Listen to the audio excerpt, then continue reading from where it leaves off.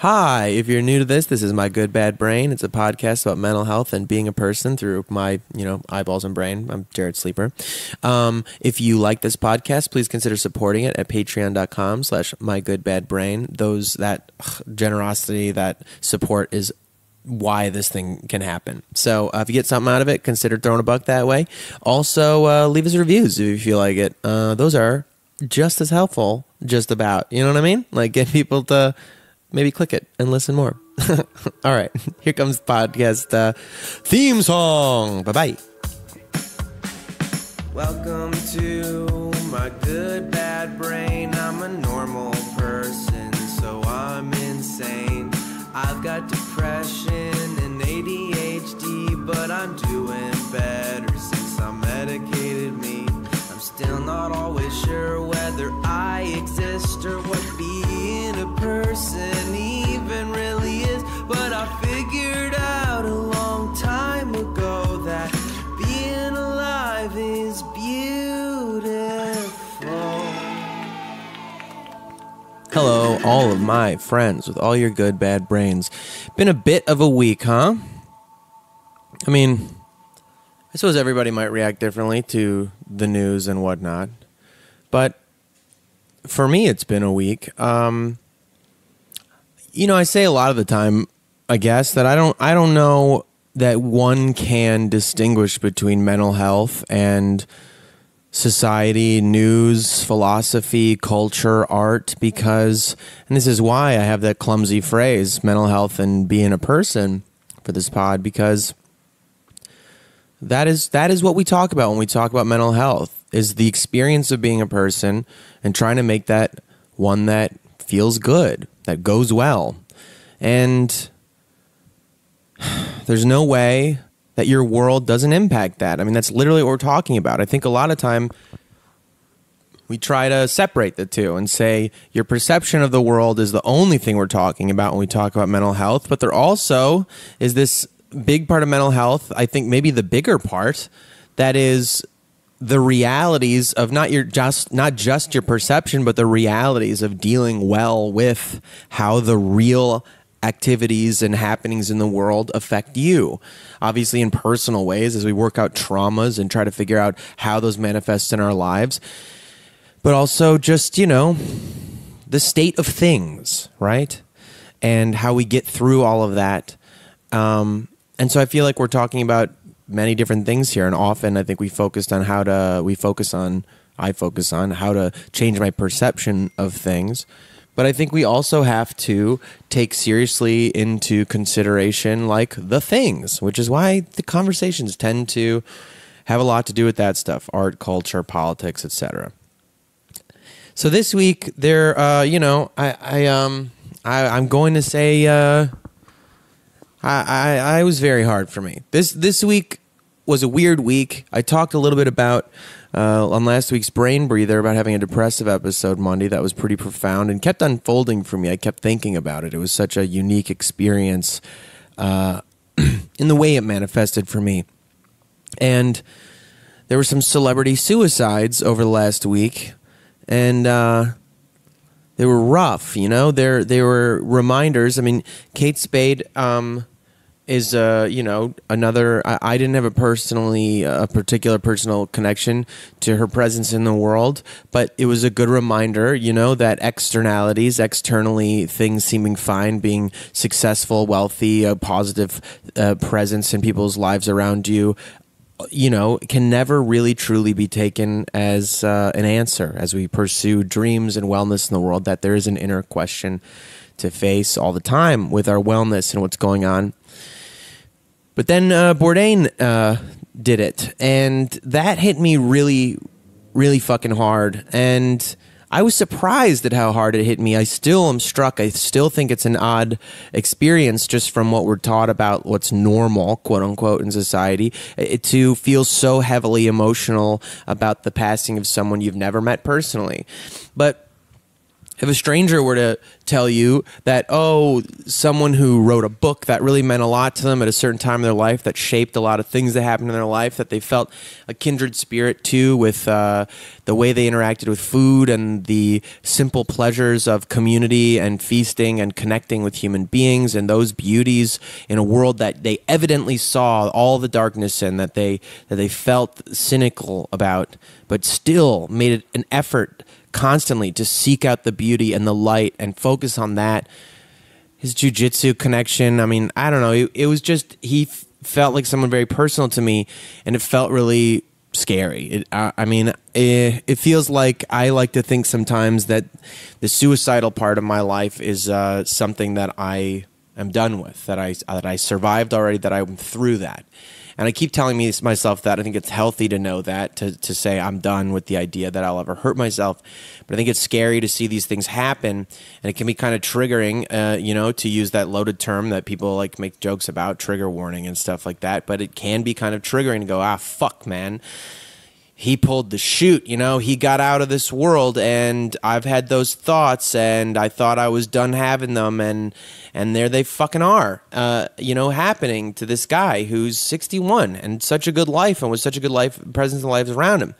And you start to go, fuck, well, what hope is there for me? Like, what do I know? What's my brain going to whisper to me again one middle of the night somewhere so strong, and I'll be like, that'll just be my reality, and I won't know the difference. And I'll do that, very trite thing people say, make a permanent solution to a temporary problem. And I was thinking about this in the context of battling depression generally and how to get out of it. How, people say, reach out, ask for help, exercise, do this or that, blah, blah. You just got to do these things. I say this, right? But how the fuck do you do that when you're actually in the depression? Because it's so fucking crippling. It's so paralyzing. And I've been thinking about that a lot. And I think the only answer I have is straight up, flat out, like conditioning, like psychological conditioning, where you just start to put irrational responses into your body. You practice them that say, when you get that whisper, that like, you should kill yourself whisper, that your brain just goes like, nope, that's a fucking lie.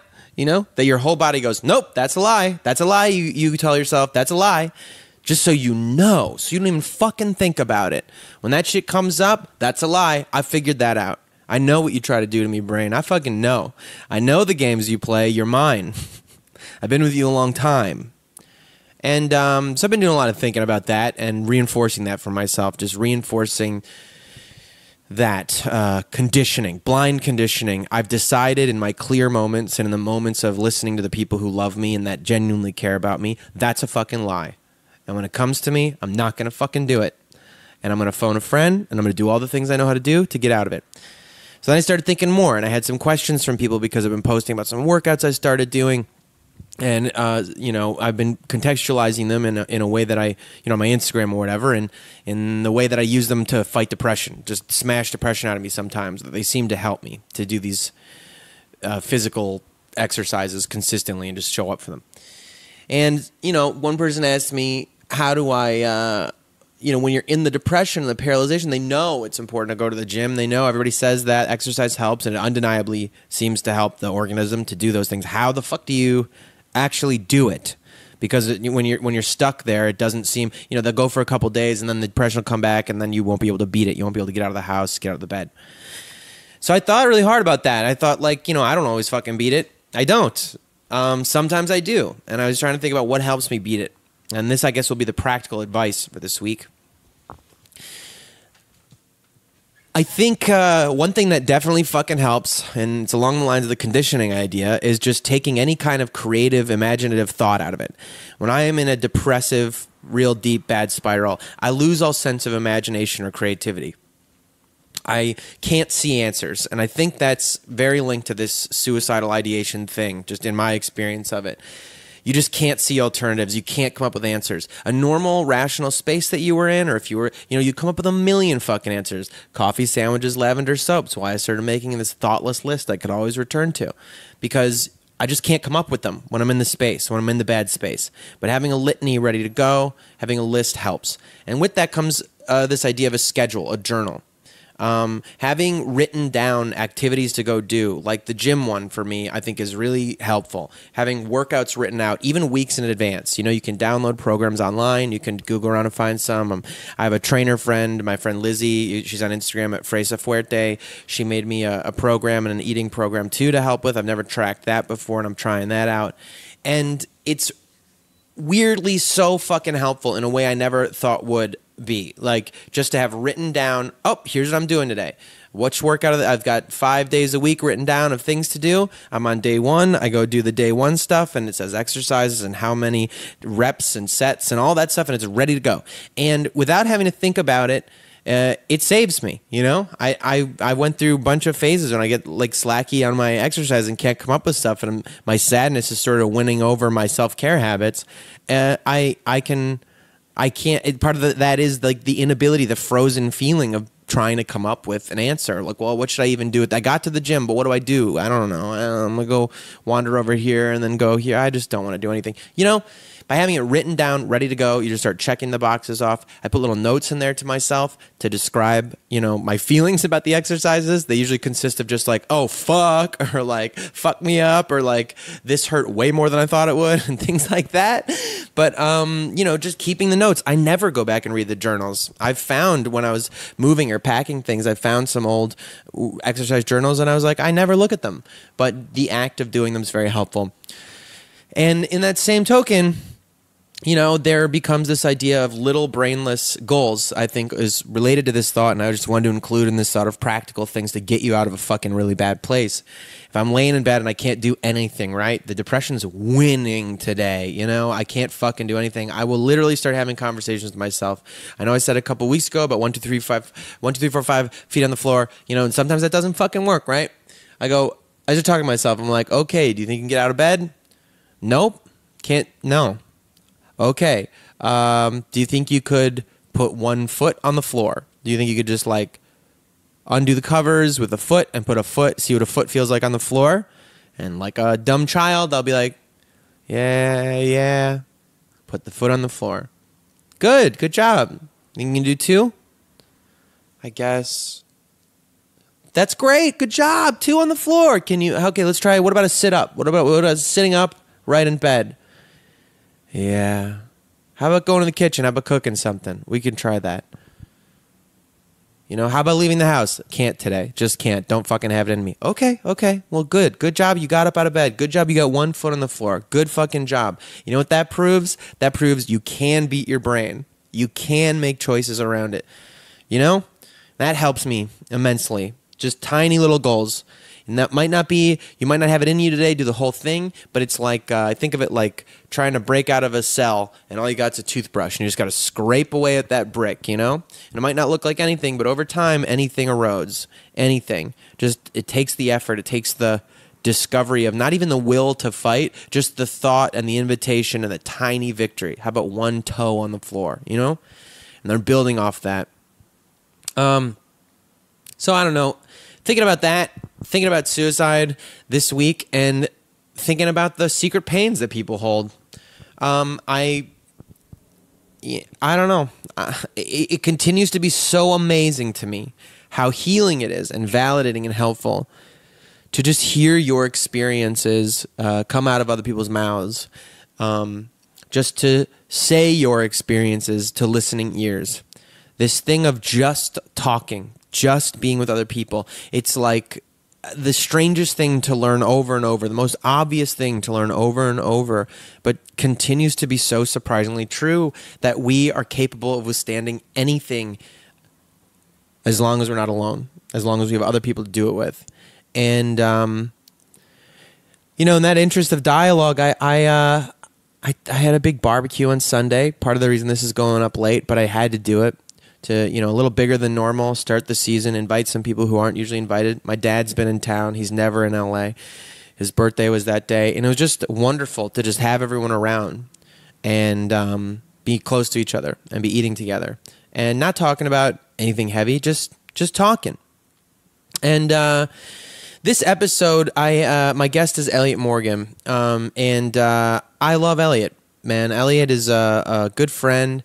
Elliott's a very funny friend in the sense that he's actually funny. He's a comedian and he's a funny guy, but funny in how he became my friend. And it's the most like kindergarten sort of experience of I literally we had mutual friends, and I kind of literally texted him one day and was like, "Hey man, we don't know each other that well, but I think you're really cool, and I think we should just hang out sometime. We always seem to have cool conversations, so we hang out." And it's very funny as an adult to try to just make friends.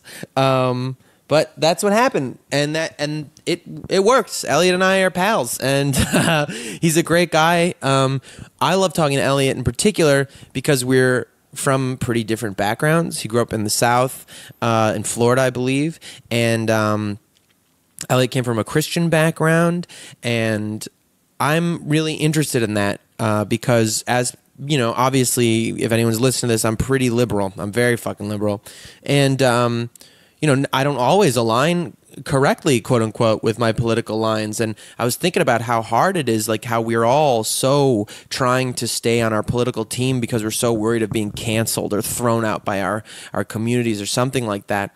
But on the same token, in this interest of transparency around mental health, I think we really have to create space for us to be wrong, to say the things that are problematic about us, to say the things that don't align with how we're quote unquote supposed to think, because anything other than that makes us crazy. And if we don't do it, we'll never really be able to learn and understand why people feel differently than us, or why we should align with along certain lines.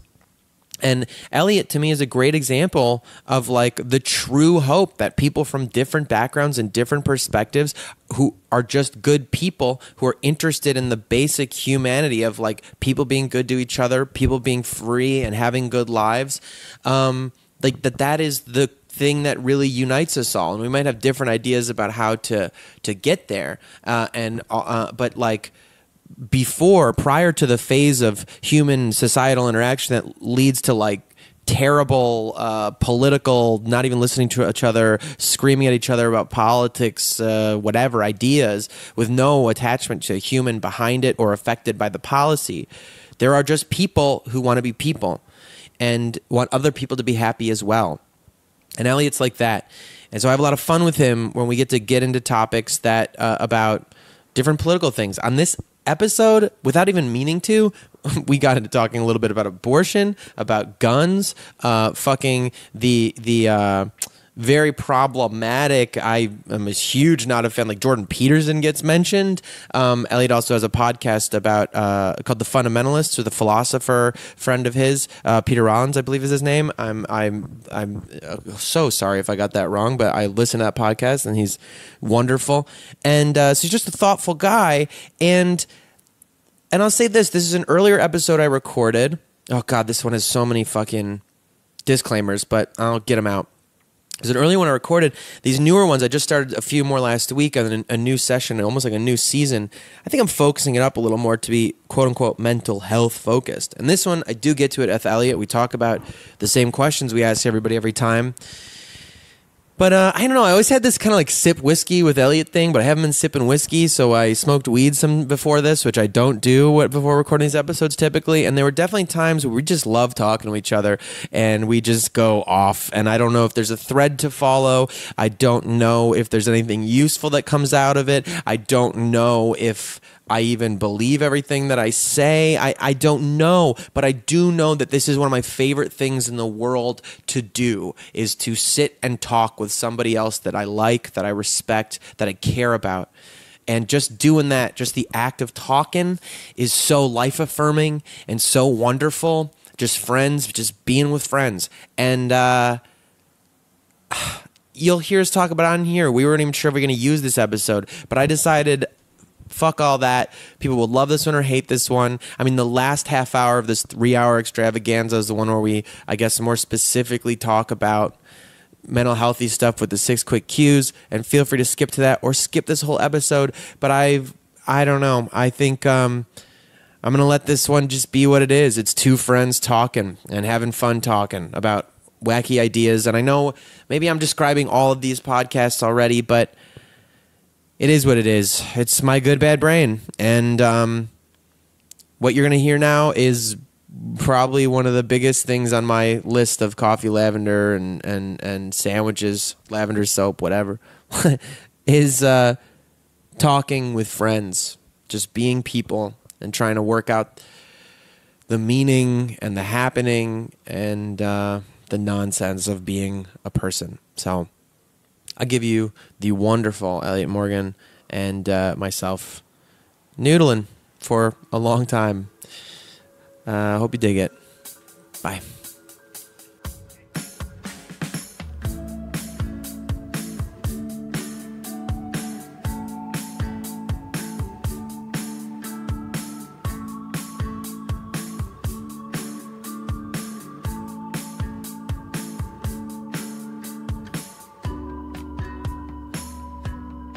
But I do like when people do weird word bending stuff like that, because I really like stupid synchronicities and stupid coincidences, and being, you know, my favorite one to do lately, my favorite hack one, and probably never will stop being it, is that is the content one. What, like, how come we're never content when there's so much content? Oh man, that's really good. And you know why? And angering on a visceral level. And full of level. so many criminals, because it's a content. Yeah, content. Yeah, these criminals out in the wilderness. Content. Stuff like that. I hate that. I hate that. I hate that I love it, maybe. But I love that. I love being weird with words. I did this one. I like it's snowing. Like just reading that as it's nowing. Oh God! It's always now. Oh God! I did a podcast I do a podcast called The Fundamentalists, and there's an episode coming out soon. Yeah. On my schedule, where I talk with the author of a book that I've told you about called Capitalism and Desire, and we've talked about ad nauseum, but we talked about jokes because his newest book is on jokes, and he was talking about puns, and he said the whole core, and Freud talks about this apparently. The whole core of comedy in his mind is an interplay between lack and excess in some way. Any joke, anything that makes you laugh in any way is about either you expect lack and you get excess, or vice versa, or the two are the same and you don't realize it. And so a pun on some level is like a 2-for-1. So there's an economic exchange where you're expecting one and then you get another, and then, or a 2 for the price of 1, and then the exchange rate is startling and it's unequal and it makes you laugh and it causes you to... Oh, that's fun. Yeah. I really like that. It's fun. Yeah, it's really fun. You know what a fundamentalist is? Lay it on me. Nothing but a fun, dumb mentalist. Is that on purpose? Is that why you did that? We did it because of the fun and the mentalist, but not the dumb part. Because that is cool. I like that. I'm just thinking that kind of seems true. Because they're tricky. They're like cult leaders. There's a movement. There's a lot of movements happening these days. Oh, tell me about the movements. Jarrett, let me tell you a little something about movements. There's a whole world out there, whole political system that's incredibly volatile currently. Yeah. So in response to that, society has acted in a certain way that is manifesting those anxieties in different ways. Okay. So there's all these sort of things, even though really probably what's happening, if you get down to the root of it, is based on a larger problem, which we both have talked about ad nauseum, which is the problem of... That's funny. I'm about to join a movement. A bowel movement. Are you going to poop in the middle of your podcast? No, but it was just a reference to like, that upsets my stomach. Yeah. That would be a weird podcast someone should do. People just talking on the phone while pooping or something like that. That'd be nice. There is a interesting. But there's a It'd be whole... called the release. There's one particular movement, Jarrett. Great. And it's a movement that's post-Christian, and it's really nice. But sometimes they take themselves a little seriously. Oh, people who were... Yes. Part of the Christian faith. And they were part of the Christian faith. They leave the Christian faith. And then they're sort of like, guys, like, I'm not that anymore. Yeah. And they become very like community college professor. And so kind of how I am all the time. But the whole idea of the fundamentalists was to kind of poke fun at that too, because to call yourself the fundamentalists when everybody else in that movement is trying to be like, oh, we're so different is fun. Because it's like, no, we'll align ourselves with the... Wait. They call themselves fundamentalists or post-Christian? Post-Christian or something like that. Emergent Christianity is another term for it. But are they fundamentalists, or is it an ironic term? What does that mean? They're not fundamentalist in their belief. I struggle with that group because that was a group that I was a part of during my divorce, and I found behaviorally them to be very fundamentalist. But it's a process, and everybody's in different stages. You know what I mean, though? Like, they're not called fundamentalists. No. Oh, God, no. Oh, yeah. God. Okay. That's what I was misunderstanding. I thought you were interpreting them as fundamentalists. No, but fundamentalists to them would be viewed as a very bad thing. And so we were like, oh, let's just call ourselves fundamentalists. I see that. It'd be like calling ourselves any kind of religious extremist. Yeah, reform thing. Yeah, I got you. Absolutely. Instead of making it such a big deal. That was, I don't know why my brain is receiving the universe differently right now. What do you think's going on? Is it the shadow person? Nothing. Yeah, there's a shadow person right now, right behind you. I'm sorry I got distracted for a second. I will say I had a really the shadow person made me think of this thing. Part of the my good bad brain thing is just we let our it's a little bit of an echo chamber of my own shape of my brain, and we kind of just we bop around, we pinball in there. Yeah, absolutely. there's a rock climbing gym, this bouldering gym, and there's this one route that they put up, which is really fun. It's kind of almost like parkour-y, like you have to kind of like hop to this one little That's fun. rock. It's really fun. It's really like, and so I kind of Spider-Man'd it. I've gotten good at it where you go zoop, zoop, and you climb up this thing. And I was wearing all black this one day. I put it on my Instagram story. I had like black spandex, black tank top and stuff like that.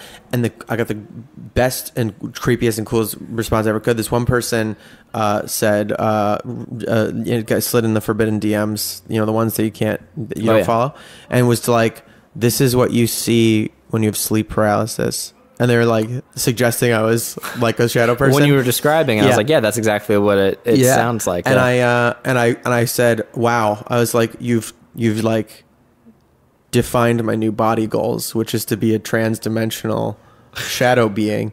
That's very funny. That's a charming answer. But I thought it was cool. I was like, damn, I love the idea that I could. I love that. You could move like a demonic presence. A demonic presence that terrorizes me. We do so love to be complimented as something dangerous and frightening. Yeah. Which I guess I was going to say, like, why do you think that is? But I think it's like very obvious, and it's almost like no reason to go through it. What do you like? What's good that you like to be complimented, or what's bad that you like to be complimented as? Just anything like that. I used to love people like, I like when like someone say like like you're a wolf. Someone said like you're such a wolf, or like anytime they're like, oh, you're trouble. Someone did call me the devil. Someone, the devil's a good one. It's sexily, Oh, well, then, yeah. You know what I'm saying? That's a good story. I won't go into right now. Oh, one please. of the great love stories in my life. Do you want to go into it? Why not? We're actually still dating now, but we've been on and off dating for a long time. Me and this one individual who I love very much. You're on record right now. Yeah, I do. Okay. Which is why I'm like, I don't know. This is because this is for me. This is personal. But you can be vague. You can be obtuse. Story. It's good. It's a good. Romantic. I want to hear it. I'm very curious. How we can ever tell you the story of how I met this girl? If you did, I can't tell you. I remember the butcher shop and stuff like that. Yep. That girl. Something like that. Sure. Girl. I'm saying yes. Just to maybe give you a bridge out of this. If you want. Yeah. That's why I'm gonna. It gets whatever. I'll say it's witchy and perfect and wonderful. And at one point, after we kissed for the first time, and then.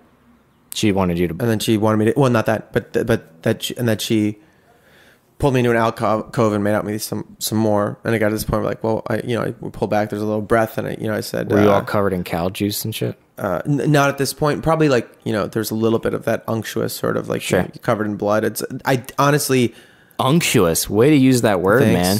Told you vocabulary bullshit. Here we are. Perfect. It's this SAT episode verbal. of your podcast. Perfect SAT verbal. Didn't go to college. Wasn't for me. Didn't need it. But damn, do I love to hang on to that metric. You know what I mean? Oh, absolutely. Such a defining one. But I'm standing there when you're a butcher actually, and you are cutting things that are covered in blood all day. There's nothing like the love of dogs. You know what I mean? Like dogs love you everywhere you go. And I do think people found it sexy. You're like this thing, this bearer, this thing that's not afraid to be near death. Yeah. And to cut it up into something palatable. Yeah. And nourishing. But I'm sitting there, we're making out, it's very good. Sometimes you and another person are just perfectly compatible kissers, you know what I mean? Not like there's a good way to kiss or a bad way to kiss, but you have compatible or incompatible ones. Sure. It was perfect. We're singing, we're dancing, it's wonderful. You know what I mean? You're singing, you're dancing, you know what I mean? Butching, the kissing, the making out kind of a thing that like, we're just like, oh, we're just perfect. We're great. Fred Astaire, Ginger Out, it's great. pull away from the kids and I go, what do you think? So what do you think? And she goes, I think you're the devil. That's what I mean by being something scary or dangerous. Well, yeah. I think you're the I mean, that's a beautiful story. I mean, come on, man. But that that's kind of not shit. what I'm talking That about. is what I'm talking about. You don't like being there's a really the devil, saying the devil is like, has sexual connotations, and that's like that was across the board nice. I'm talking about like if somebody's like, you're a sociopath, like because they're drunk and they're angry. That's true. No, we're talking about different things. I'm talking about romantic ideations of things that are violent or predatory, blood hungry. You know, if somebody calls you like kind of like a vampire, something that kind of feels sexy or whatever. Yep. Not in the context of you're a sociopath creeper, and a vampire. Nosferatu, very much like a goblin. Yeah, not unlike a goblin. I think it's usually like animal kind of things, or like, you know, when someone's like, you're kind of dangerous, or also this is the most innocuous. Lion. I get that a lot. Do you? No, of course not. That was maybe the meanest thing I've ever done in my life. Yeah, the way but I you said, just yes-anded what I was the premise. Do you? That's so funny. Do you? Do you? Oh, do you? I honestly, though, in a moment, I was like, I could see it.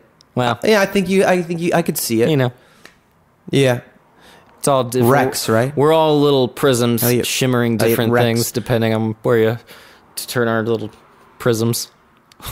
This is I think the most common one that suggests you are dangerous because you're an unknown.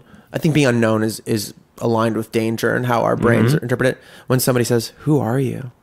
Yeah, you get that. There's also that like there's like a soulmate connotation there where it's like, who are you? Where have you been? The idea that you've surprised somebody, the idea that you weren't even on their radar and then suddenly they see you. I think that's the implication. Because it implies you're part of their narrative and you're like, oh, I'm important to this person. Yeah, I remember the first hard love that hit me when I was in high school that I like. Hard love. You know what I mean? The hard one. Lasted a long time. Hard love. I had this relationship for 8 years as a high school sweetheart. We were together for a long time when I was a kid. Hard love. I remember we were friends for a long time before I like developed these feelings, and then they were hard feelings. And there's this feeling that I associate with a kind of a love that is all of a sudden someone's there that you never saw before. You know, that feeling of like, yeah, that's nice. They're just a person around, and then you go, whoa, something. One day they do something, the way they shake their hair maybe or whatever, or laugh at something, and you notice them different, and does that 120 frames a second, you know, underwater thing where you're like, you are somebody else now. I remember that. I had that in high school, or I think maybe middle school, where I remember the next day being like, oh my God, I think it was a dream. And then I remember being like, oh, this is everything. Do you feel like you live a very solitary life? No, because I was thinking about being in high school and like the obviously there's something to like the amount of like the speed at which your hormones are moving and like all that shit. Sure. And there's all that stuff. But it also just seems you're inundated with your peers constantly in a way that I'm not, because I don't have a day job or an office space that I go to. Oh, in high school, in that environment. Yeah, you're surrounded by the opposite sex. You're surrounded by different experiences. You're much more in the public. Yeah. And you're I always thought, you know what it's like? It's like the court of a king. It's like a royal court. It's literally just this weird place you go to every day to hang out around each other. And of course there's going to be like intrigue and politics, all that, because that's you just go to the same spot and hang out. Yep. What else are you gonna do? Anyway, it's crazy. The idea of school is kind of insane to think back on now. What were you saying about the hormones and you're surrounded by people? Just that you're describing something as being in high school, and it's like that feeling. I think of that feeling of going, that person is something new to me, requires that you've seen them before, and I don't feel like I live that life very much. But I do think our brain can do that quickly, meaning you can even manifest the same feeling because you make assumptions and immediately about somebody in like an evening of seeing them. Somebody comes up to you and starts talking to you, or you meet them because they're in a group of friends with your group of friends, and you're just casually talking, and they don't seem like, maybe they're not your type, or whatever it is about their energy. Maybe their energy is too healthy for you, so you don't tune into it very quickly. That's mine usually, is if I like somebody immediately, it's an expression of like some lack in me that or a raw nerve that I know that person will press. You know, I think like the way predators and victims find each other, I think codependent people, whatever. Wait, hold on. So I did a lot of things really fast there. No, it's fine. So you basically, but I'm interested in that last thing you said just for a second. If you can put a pin in the other one. The thing where you look at somebody and you like them, you think automatically that's something bad in you or something lacking in you? I think in the past I've had, I think it depends. Now I don't think so necessarily as much, but I know when I was younger for sure, there would be the big shiny thing that was like, you know, Yeah. that you go like, whoever this person is, shiny and new, and I love them, and they're the like fucking fanciest Corvette I've ever seen. That's the one I want with the nice polishy paint, the little like stardust about it. Now I think that was like, oh, you are fuel for that hate fire in me. You know, you are a source of that. You will somehow or another, your brokenness either fits with mine perfectly or mimics mine perfectly or whatever. Do you feel like there is a scenario in which, like, do you still feel like your little romantic comedy is coming? Like, do you think in terms of, because like, yeah, you don't think so? No, and not because I don't. In the idea of like an episodic little adventure somewhere in my life, I know I've had my romantic comedies, and I'm sure if I want them or choose the path that goes that way or something like that, they're available to me. I will say romantic notions as like that, like the narrative romantic that I wish to be part of and enact, and sort of, there's this idea I heard once that narratives have lives of their own, that like they live in the ether, and we give them life, whether through writing them down in books or in plays or songs, or just by being the characters, being the characters in them. It's lovely, but it's also scary a little bit, because whether it's just a metaphor or not, realizing that we create these things. If I wanted to be kind of a bad boy romance kind of experience, that thing, a toxic Sid and Nancy kind of a thing, which I think I have in the past, like that Red is Real Love to me, I think I created those situations. I like participate in that narrative. Or I've said in here before, especially if you're a little bit codependent or just empathetic or whatever, and lost and flailing and looking for something to complete you, I think it's easy to complete other people's stories. That if you wanted to like pick up somebody or like have a romantic entanglement with somebody, it always seems so easy to me, because you would just sort of detect the narrative they wanted to be part of and sense the kind of person they were interested in, and then shapeshift into that. I'm gonna pour some whiskey. Because when you're good and a little bit broken, or like a little bit grew up in chaos, just and having to like be really sensitive all the time to make sure everything's okay, and you know, that kind of like it's a gentleman jack. Yeah, when a child takes on like, you know, the care for their parents that they or something like that, all that nonsense, you know. In that you also learn how, I think, to dump the identity out of your vessel and just be like, I'm doing good things. I will get love and I will give love if I just shapeshift into whatever people want. But there's a cynical side to it too, which is like you can become kind of predatory and kind of very dishonest by feeding somebody the character that they want and then realizing you're living a lie. Very dishonest is a great way to put it. Yeah. Do you feel that there's an alternative that's not good, where you end up? So you don't feel like your romantic comedy is? Yeah, I don't. I feel like I've had it, and I think there are more of those little wonderful making memes kind of things to come. Okay, but you don't feel that there's a grandiose sort of thing. I see what you're saying. I feel detached from the idea. I mean, capitalism, the thing you were talking about earlier, we talk about a lot. It becomes very clear to me. I saw this theater thing, and they made a joke about one of the songs that they just kind of fizzle out. There's no big bang on the end of it, and they kind of like it was truly a little bit awkward. I almost felt like they made it up in the moment, and they said, I know how to finish a song. I just sometimes, you know, I don't want to feed into the whole capitalist thing of a climax, you know, that we just kind of like, it goes on to the next thing. And there's this thing I heard related to that, I think, which is that story narrative structure follows a male climactic arc, like a male sexual climax, which is a lot of like build up and then this and then this and then this, and at the end you go, oh, it's over, and then we're done. And that by believing in that narrative and buying into that narrative and buying into like that idea capitalism gives us, that there's places to go, there's things to defeat to be complete, that there's a journey and there's an up and then it's over, and that those the best parts of life only happen in little peaks that are isolated. That's the thing we need to buy into. The feeling is that I'm going to be part of my sitcom. I understand what you're saying, you know, and I agree. And instead, I feel more like I think I get what you're saying. Yeah, every day I feel a little more detached from that narrative and that struggle. I know. Here's what I'm going to say, because I know we you know, we go back and forth. We have these fun chats and whatnot. But there's a thing called intellectualization where, like, for sure, I think we're on the same page. And, like, I think that there's that thing that it's just another way of buying into the idea that there's some grandiose or some reality that you're going to live that's like this perfect thing, even though it's not, which I think is what feeds a lot of our current political shit. But I agree with that on a heady level. But, like, really... not like a little bit, There's like a little bit, like, is there a little bit in you that's like, you know, that's buying into a lie, but like, I know it's buying into a lie, but I still will buy into it like every day.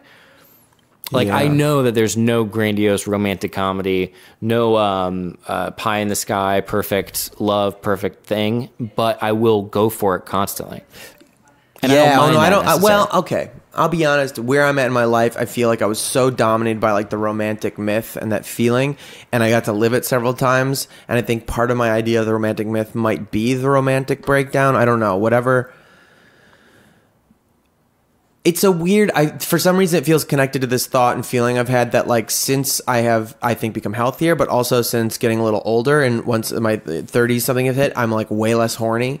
Mm-hmm. I feel like way less like of an attachment and a need to feed this like gorilla, you know, that thing that's Lizard just brain. Like, that it doesn't really have me as much anymore, and what a relief that is, because I convinced myself of so many things. But for me, part and parcel to the sort of like sexual drive was that romantic, capital R romance drive, the like heat and blood and heart stuff, and you know, a furious love that I think I ended up feeling was like fairly corrosive and toxic the way it would express in me, and it somehow along with that it feels attached to the rest of the detachment thing. We're talking about seeing the Matrix and seeing the struggle. Very interesting. That I don't know if I even really crave it anymore. It doesn't even sound like peace and a sort of gentle wave-like, tide-like, consistent connection to my universe's like wavelength of love. That sounds good and more accessible, and it feels like more peaceful. This is like a very Buddhist thing versus like a I know non-Buddhist, like because it's so Buddhist practices are so based in detachment, but I don't necessarily think that's a good thing. And I get the temptation because especially with doing meditating and getting back into it recently, and like being like, I think I've like on a, you know, you graduate to different levels or whatever, not in any formal way, but it's like, oh, now I'm better at it. Like I think you can gain progress. Yeah. And then one day you can become so good at it that all your problems are solved, and that's a capitalist lie, obviously. Being a person or being a person? Meditation. Like you can become, that's just funny. It's like the thing that you did with the yoga thing that cracked me up on Instagram. It was like some yoga place. You were like, we yoga hard or whatever it was. Yeah, we flow hard. Oh. Do you? Okay. So that was the reference I was making with the meditation thing. Thousands of years old practice that is predicated not on doing stupid fucking like stretches and shit. That is predicated on just you are enough in your own breath and heart, and that your truth will be found there. The more present you can be with yourself. When you let go of the idea that there is a hard which you can flow.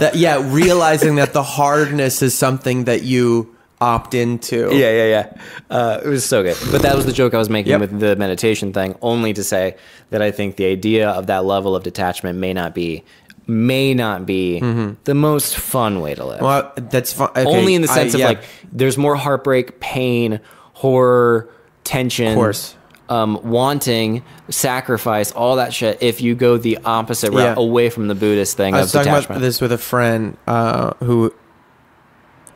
Yeah, I'm gonna let it stay anonymous-ish. But this idea of this detachment, and we're talking about that, and how, you know, people go on some 12-day Vipassana silent retreat kind of a thing, and blah blah blah, and that there is, and they'll be like, I found so much peace, and it's amazing what's happening here, and wow, I've really attained some new feelings of levels or whatever, and then they'll come back to the world though. And normal life happens. You get a parking ticket and you have to buy more toilet paper and, you know, just whatever. Normal life. And then in normal life, suddenly they're becoming very overwhelmed, very stressed. I got all these emails to do, all these things, blah, blah. And where did all that, their peace is not there. And then this feeling of like saying like, so this wonderful detachment you feel from reality. Well, yeah, easy when you're getting your meals taken care of every day. You just sit there, do nothing. And that's the whole point. You get to Instagram environment. You get to tell people about it. Well, that too. Yeah. But there becomes a comfort in even the fact that you're trying to do something like that. But so like, the idea of how does your detachment manifest in real life when emergencies happen and blah, blah, blah, blah. And like, things that matter happen. And so the point I guess I'm trying to get to is that I do feel there's a distinction between maybe I'm using the wrong word, between detachment and non-attachment. Non-attachment to me is I feel more what I'm experiencing, which is not a detachment in the sense of feeling disembodied. What do you mean? What are you talking about? What are you talking about right now? Oh, sorry. This idea, we're a little bit out there. We're a little bit out there, guys. Let me pull this back. We are pretty out there right now. Yeah. So you brought this thing up that Buddhists. Buddhism is about detachment, and my argument is that the pain and horrors that come with the very reason you would go toward Buddhism or those types of practices may be worth it because they give you a more vibrant, fun, crazy life. So that's why that's where I wanted to draw this distinction between detachment and non-attachment. I do think detachment is wrong. I think if you really truly get to a place that you're floaty out away from your body, your reality, your people, and you can't feel their passions very and interesting. pains. That's a fun way. It's almost in like you're against transcendental meditation when you're like against the like, because that shit creeps me out. Transcendental meditation. Like, my spirit left my body and I saw myself meditating. I'm like, ugh, that's disgusting. That's Get back interesting. in your body. That's gross. Wow, that's interesting. Ugh. No, because I don't think that's bad. I've been there. I think. How is that not detachment? Well, because you return to your body. You're supposed to return. I guess to they your always body. say there's like a tether or some like silver string or some shit. I just think there's creeps me out, man. I mean, I think about this. The reason it's hard to talk about these concepts or explain them is because I feel like every time I think about this stuff, it requires this leap of faith that paradox is real and contradictory things exist at the same time. And so I'm going to say the point of non-attachment is it makes you more attached. Is that like in your removing value from your experience, you're missing the point if all it does is numb you out and make you less human. Yeah, it's just another kind of escape. Yeah. It's more connected to me to the idea that realizing that your human traits and your responses to them are something that you choose or that are taught or that are just an option. Did you watch the Gary Shandling documentary? No. You should, for sure. Okay. But that I think is the important part, because if you do cultivate a non-attachment, you're experiencing all of your emotions and the horrors and pains.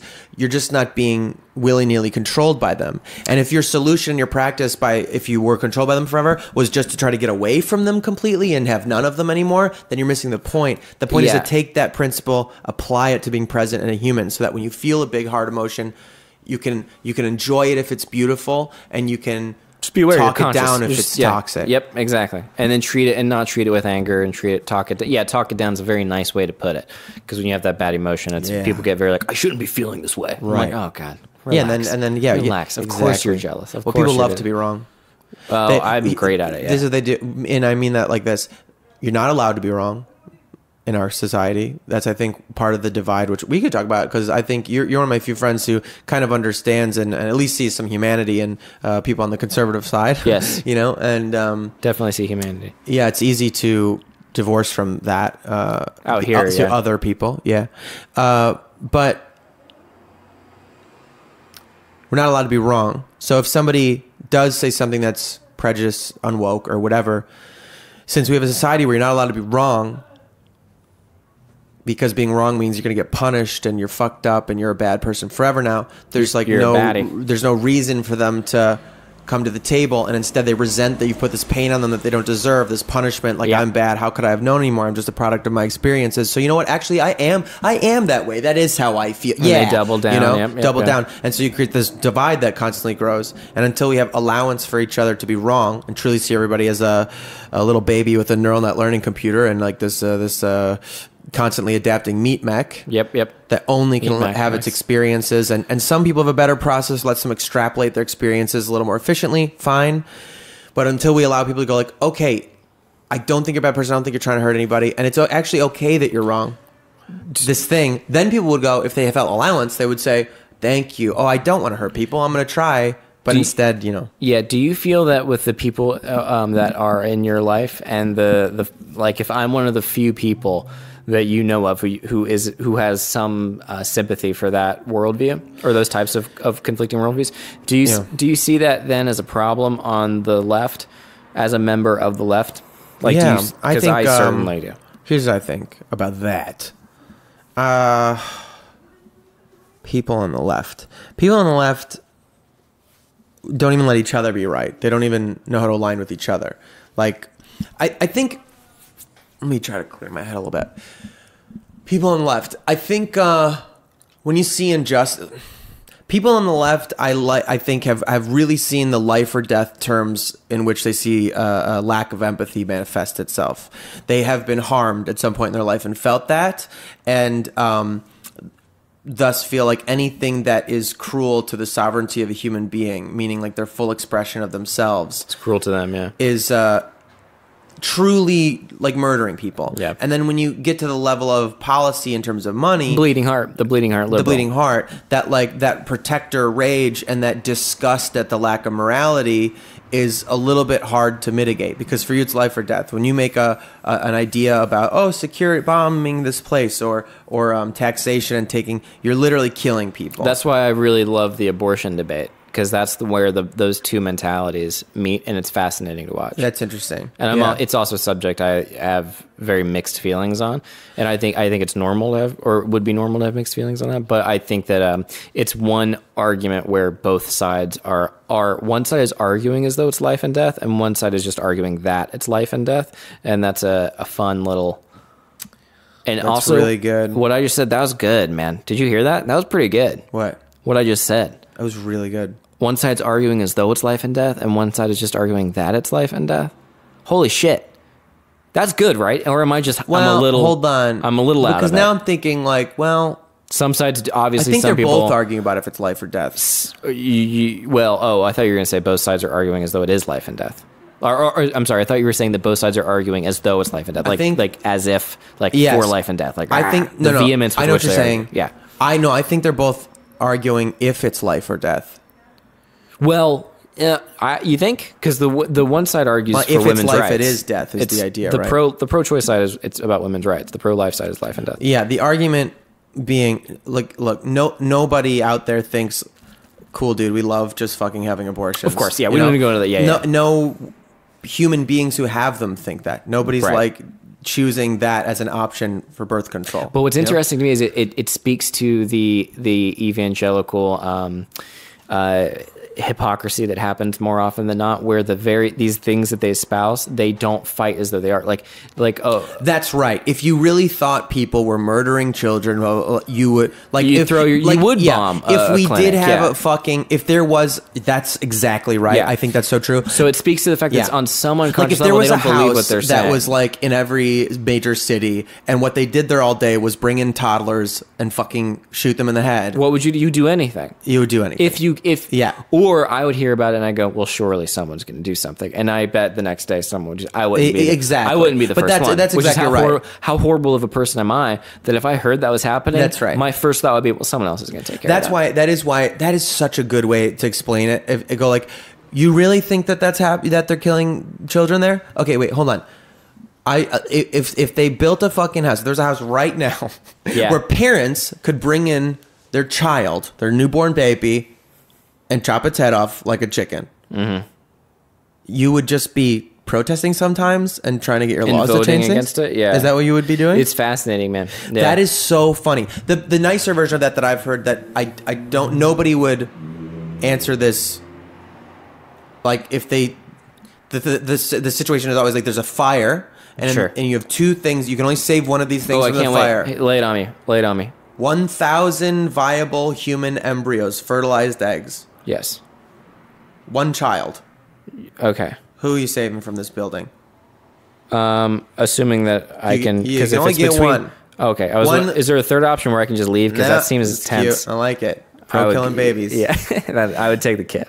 You know, you know inherently which one's a person.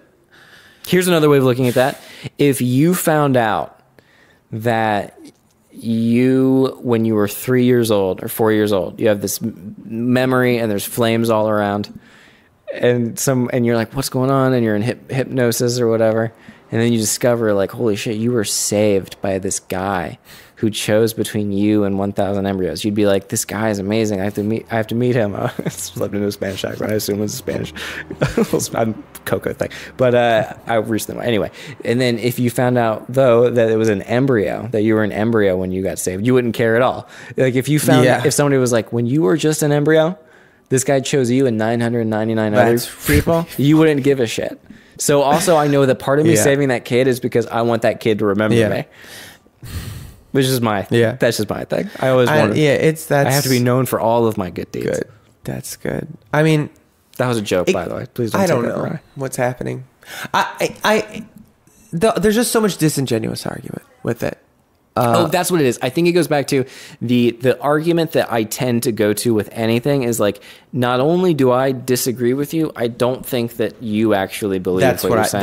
That's right. And that's where it gets very tricky, because then there's a giving up that happens, because it's like, I'm not going to get it. I'm not going to convince someone that they don't believe it. Right. And as long as they believe it, it doesn't matter. Which unfortunately is appropriate. Like, in interpersonal relationships, giving up is the best. It's like that's the bridge that you cross when you realize that you're like, oh, you're so disingenuous. You think you're being sincere. Yeah.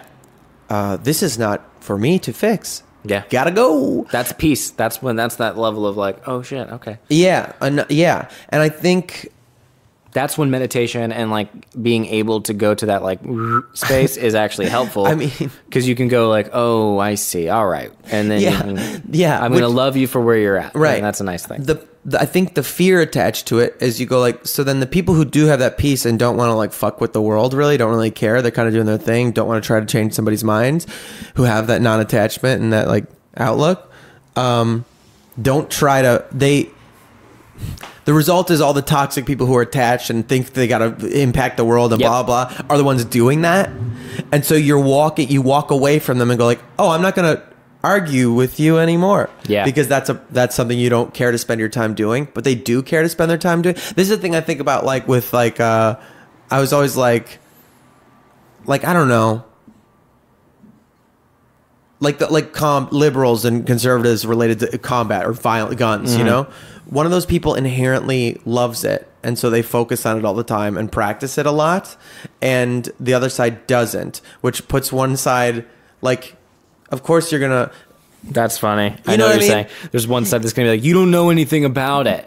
And then the other side's like, yeah, of course we don't know anything about it. We don't like them. We don't want anything about it. and just that, like, how's the world supposed to get better when... Like, how's the world ever going to get more peaceful when the people that are more peaceful are the ones that don't worry about fucking with things? Yeah. You know? But the people who are going to make it more violent like to be violent, which means they're going to do their best to change and shape society and blah, blah. So we always bend towards the will of the aggressor no matter what. Because it inherently, like... It's non-neutral too. It's like that thing we were talking about that earlier with, I was talking about somebody else. Yeah. Since it is interested in imposing its will on the world, it gets good at imposing its will on the world, and therefore will guide the will of the world of history more than the one that would not. Have we started the podcast? I mean, this is madness. I really don't know. I'm going to listen back to this, and I don't even know if I'll be able to track what we're saying. Do you? Yeah, it sounds insane. I'm worried we've gone to another dimension a little bit. Yeah, there's a little bit, but I'm having a great time. But for sure, listening wise, I feel like it's like you talk for a little bit and then I talk for a little bit. You really mean like a long time? You talk for a lot, but I like it. I don't mind it. I'm sorry. I know I enjoy listening. There's not a lot that you say that I don't agree with or would be saying if you didn't. You know, I think that about you. We kind of follow. That's so sweet, but we follow a script, and you're just saying. I think you're just saying a lot of the script, which is great. But it's nothing I disagree with. Right, we're just finishing each other's. Exactly. I don't know. That's interesting. I can relax, and you're going to say both points, and that's great. We don't have a lot we disagree on. This is the worst episode I've done, probably. Really? Oh, no, I mean, I think that's just funny. I'm sorry I'm talking so much. I'm sorry. I'm having a day, I guess. Maybe you are. You do seem to be having a day. What's going on? Tell me about it. Open up to me. No, it's all right. I mean, we just got a little high. Maybe a little too high. We did maybe get a little too high. Damn. The reason we did that was, in my mind, was... I associate with you. You did that character for a while. You did the videos with the whiskey. Do you still do them? Oh, yeah. And you kind of like have a little whiskey and do this thing, and you have this sort of dapper guy, gentleman kind of, and I think you're doing kind of like a riff on it as a part of, when you do that character, that like masculine... Mad Men-y, and so I was like, that is a thing we typically do. We have like a whiskey together or scotch together and do this thing, and I was like, well, we'll just try to recreate that vibe. This will be the one that's a little more, but I haven't been drinking, so I was like, well, I'll just smoke a little weed and you'll do that, but smoked like maybe a little too much weed, and also weed has a different effect. Wait, what? Weed has a different effect. Weed does have a different on this effect. kind of a conversation. Because we've had this kind of conversation where I see what's happening. I'm going to put a disclaimer at the beginning of this. That's like, just be high. That's it. I'm sorry. If you're high, you might have fun. Because you know what happens? It's like poems. Poetry, part of the reason you pick the words in poems isn't even their meaning, it's their shape. That's one of those sentences that, though, if you were trying to sound high, is the most high sounding. I know. You know what it is? It's like poems. Do you ever think about poems? But I'm just saying, with poems, like I had this, my favorite, one of my favorite people I wrote with, I had this editor who I worked with a little bit with poems, and I loved talking to her because the first person who ever would talk about language the same way as me, and would go like, oh, the word here shouldn't be gold, it should be frog. And you'd go, yes, I know what you mean, because it's as much about the shape and percussion and the feel of a word. Yeah. So sometimes I think when you get high, there's almost like the way you get sensory pleasure, you get a mental sensory sort of pleasure of like the shape of a word, the way it kind of, so that the meaning doesn't even matter as much as just the joy of saying them. Yep. Literally checking your phone. I'm sorry. No, it's okay. It was my lawyer. Are you making that up? No. It actually was. So business. Yeah, it's my business. Okay? I gotta check I don't know. It's one of those ambiguous, like, can you give me a call things, and I'm like, well, I don't like that at all. Do you have any like pending cases out against you or something? I'm still up for some alimony, dude. Is that true? No. Thank God. Damn. I dodged. That gave me an overwhelming anxiety for the better part of a year. The idea of alimony? I thought during the divorce, I thought I was going to end up having to pay alimony, and I couldn't pay anything. And I thought they were going to slam me with some kind of insane thing because I'd made some money at some point. Sure. And then it was going to be calculated in a way that didn't add up. Yeah, that's what happens in entertainment, because you get a big chunk of cash at one time and then don't get paid again forever. But they're like, well, he must get this every week. Exactly, yeah. And so, but yeah, no, it all works out. But that stuff is terrifying. All that stuff is terrifying. What was that like? You were in love, right? We had a very good run, I would say. Okay. I don't remember, if that makes any sense. You don't remember. Yeah. Okay. It's fever dream of attachment and like adoration and we could go into it sometime, maybe not on that's microphone, okay. Yeah. But yeah. No, because I just think it's interesting.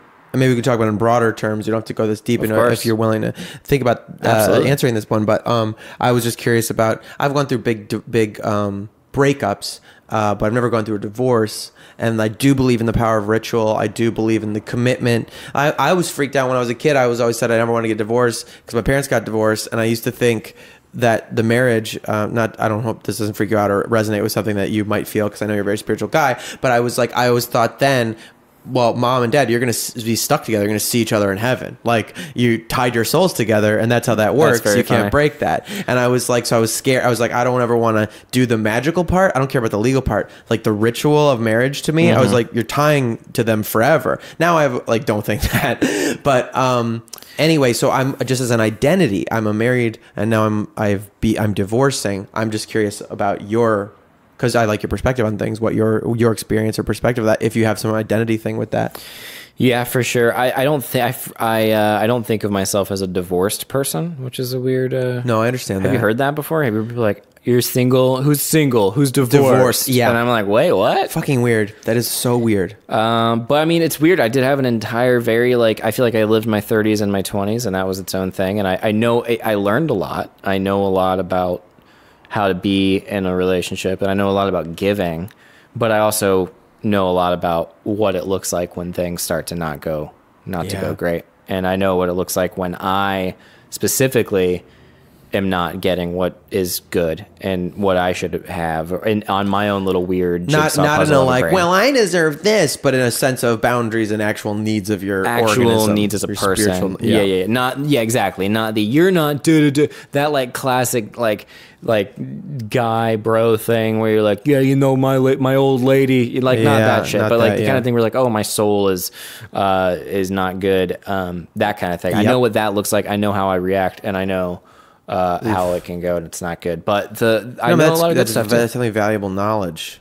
All valuable knowledge. It's weird, man. It's a weird thing to think back on and be like, oh man, this was a whole like I had the whole traditions. I had the whole I provided. I had a very did what it took to make money, to make sure that the ends were meet. Wow. And it's a very weird. I went through phases. We would go back and forth on phases where we'd pay the bills. So I'd handle all the finances and go and figure out, what savings accounts we were going to get and build our retirement funds. It was so all that strange. grown-up stuff. And like in your 20s. And I was like 24.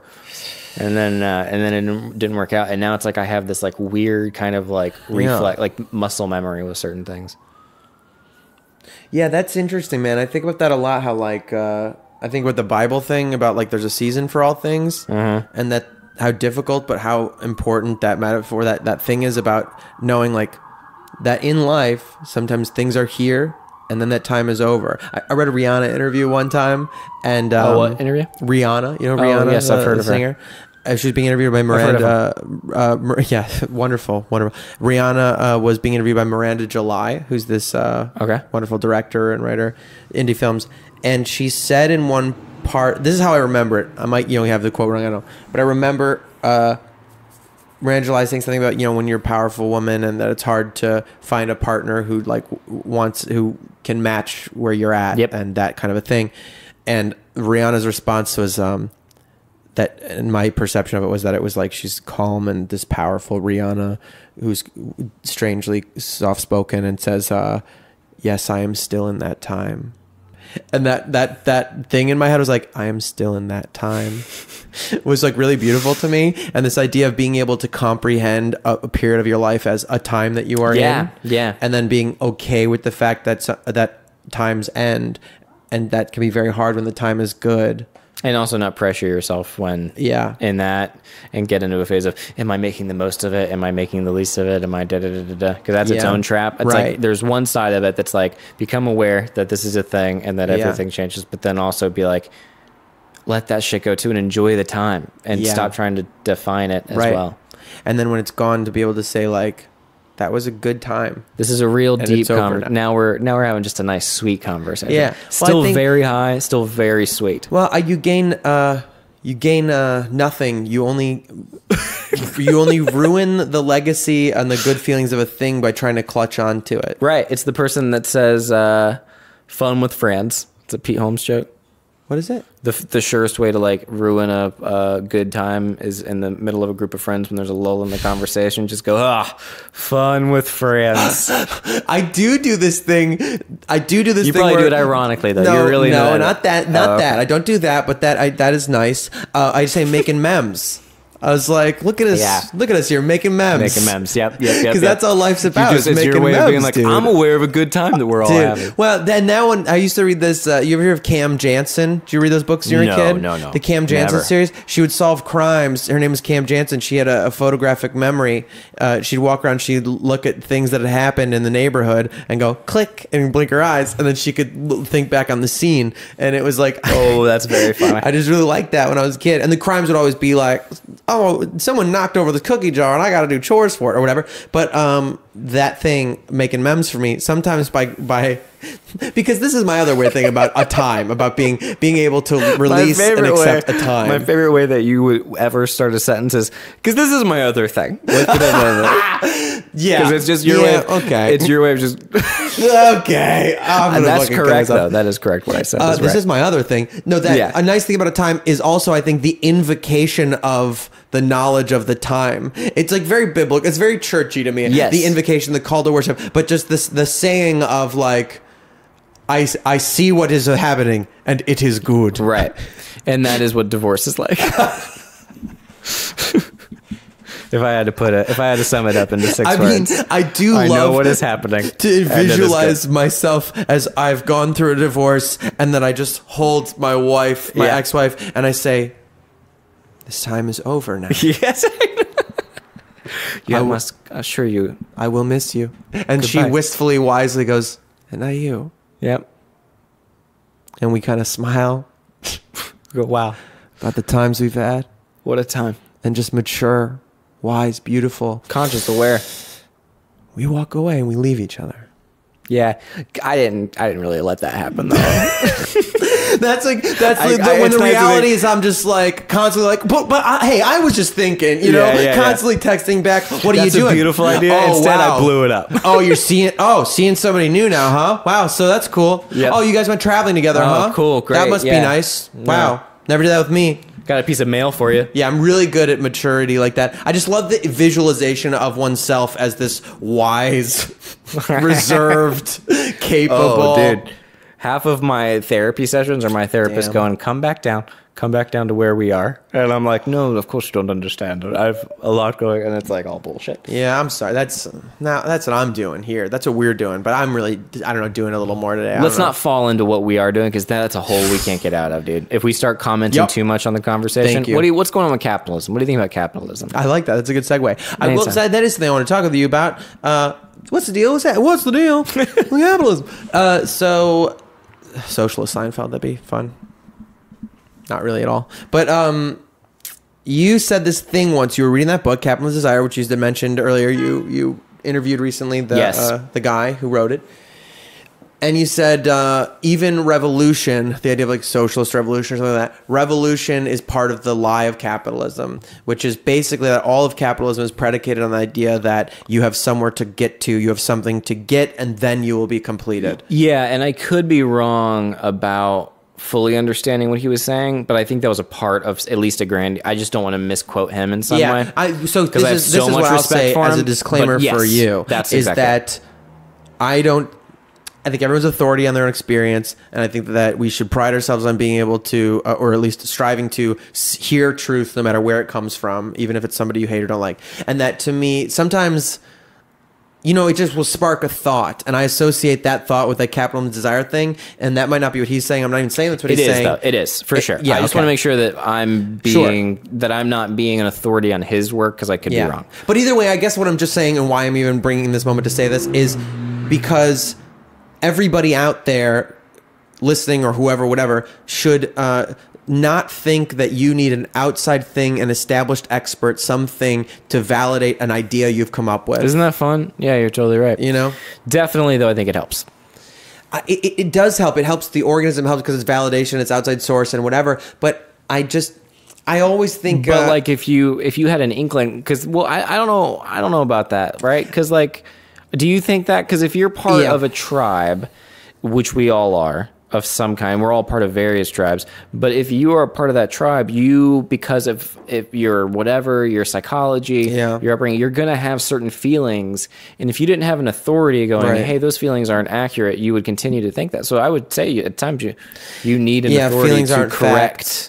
I think an authority to correct. That's interesting. See, I know this is a tough subject for me, because I know that this is very murky waters intellectually, in the sense that basically the ultimate end of this argument echoes fairly a lot with the idea of like, don't listen to doctors, right? Saying like, doctors in Victorian times didn't think bacteria was a thing at one point, and always keep that in mind, that we are fallible beings, right? That you could come up with something new. I think the point I'm making is the Ram Dass thing of like, everyone is my teacher, and so the idea like, oh, we don't need an authority. I'm the da-da-da. It's like, or you humble yourself and you make yourself low, and you go, oh, I'm close to the ground. I'm close to and that's where the truth is. That I agree with, and that understanding though that you that's some deep shit, or some pretentious. Very good, very pretentious. I like it very much. Thanks. What do you mean? I enjoyed it. Oh, that's very good. The idea that masturbatory, maybe a little bit. I think the discomfort with authority. I mean, this is the thing: conservative, Republican, binary, whatever. They're always the same thing you're looking at from either side. So authority is something that I chafe under, that I think is awful. Instantly, I'm like, no, there's no authority. However, I will then say everybody is my teacher and agree with that. So clearly, I do like an authority. Oh, that's funny, because it's like we're all amateurs. No matter what you're doing, you're an amateur. There's someone better than you. You're not as good as you could be. You're not the best. So everyone inherently is an amateur, and everyone is your professor is a very nice. Just a nice balance. That's right. I would take both of those, and both of those. The Ram Dass thing is my new agey brain coming out, and then the we're all amateurs is the psychoanalysis. Yes, I think it's just I know what I believe. Well, it's like one should reject authority as if you can only seek truth from one source that already has it. Yeah. But one should be surrendered before the ultimate. Like humility that are part of a thing that's much larger than you, and other things know things you don't. You can learn from them. Have we started the podcast yet? This is gonna be a weird one.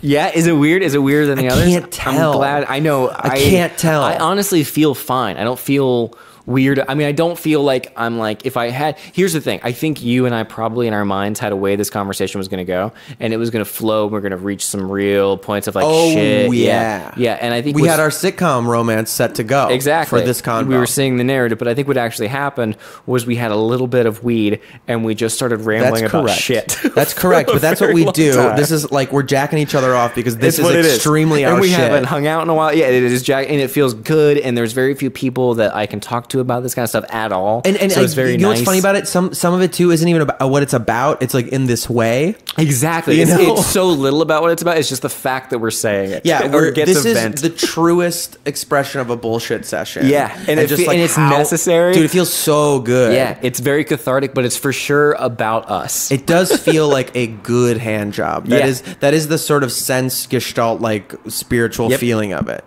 Oiled up. Just someone's good at it. Just like my friend's going to come over. We're going to do a podcast, but really, we're just going to dive into our own, like, kind of like, here's the new thing I was thinking about. The thing you said. Great. Yeah, with the thing you said about the brain thing, that like you can do shorthand, we'll just finish the same script. I think we'll listen back and I'll be like, oh, that's a thought that for any normal human being we did not finish that thought at all, but I feel like we just extrapolated it out, so we just moved on. I knew there were a couple times like, I know where you're going, but let's go to this thing that you just mentioned. I was thinking while you were talking, versions of us had that whole conversation and we just know it, we computed it and moved on. We just saw the rhythm, and I think there's another thing where it's like I lost it, but it was good. It's good stuff. Yeah, man. I fucked you up on that one.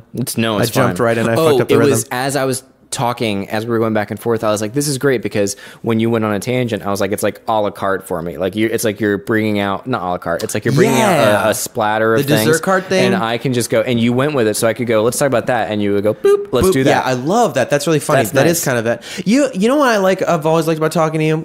Let's get into the compliment each other phase. Let's do it. No, but I do really cherish is, I do know that I can do this thing that I think you do too, where you can just go and like you're like, and some people find it what's the word, fucking rude, that like I just talk and talk and talk. Yeah, and I have had people close to me, and I'm working on it. I've clocked it. I've listened that say, I don't ask questions. I don't like ask. But in my family and the way I was raised was this very presentational, strange, like, I'm going to have an explosion of feelings and thoughts, and that's what's up. And in that, through the demonstration of that, the implicit is, you can do that too, you go, Right, and right. So this is how I am. This is so who I am, of course. It's surely how you are. It doesn't even sound bad to me, really, this idea. People say it as like, this is what you do. You talk at people, and then the other person talks back at you. I actually don't think that like makes sense to me. I'm going to present all these things, then you're going to present all your things, and we're going to take them in. I would feel that way if you lacked the ability to actually listen, but you don't seem to not listen.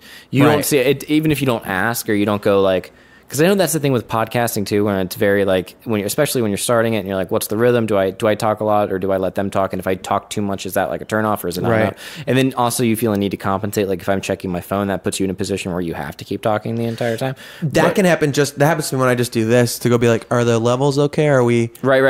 And then I can tell the person is like, I feel bad because I'm like, I just need to surreptitiously do this, but you now feel the need, you have to go on your own. But because you're able to, I think, pay attention in the conversation, I don't think it's a bad thing. I think I agree. It is affected definitely by narcotics, but I think that's the nature of what we're doing here. Yeah, I mean, I think it's a Saturday afternoon. It's Saturday afternoon. It's Saturday afternoon with my. I don't even know what I call it, because it is a jack off thing. It's not like a true intellectual thing. No, it's not. It's like something else that's funnier.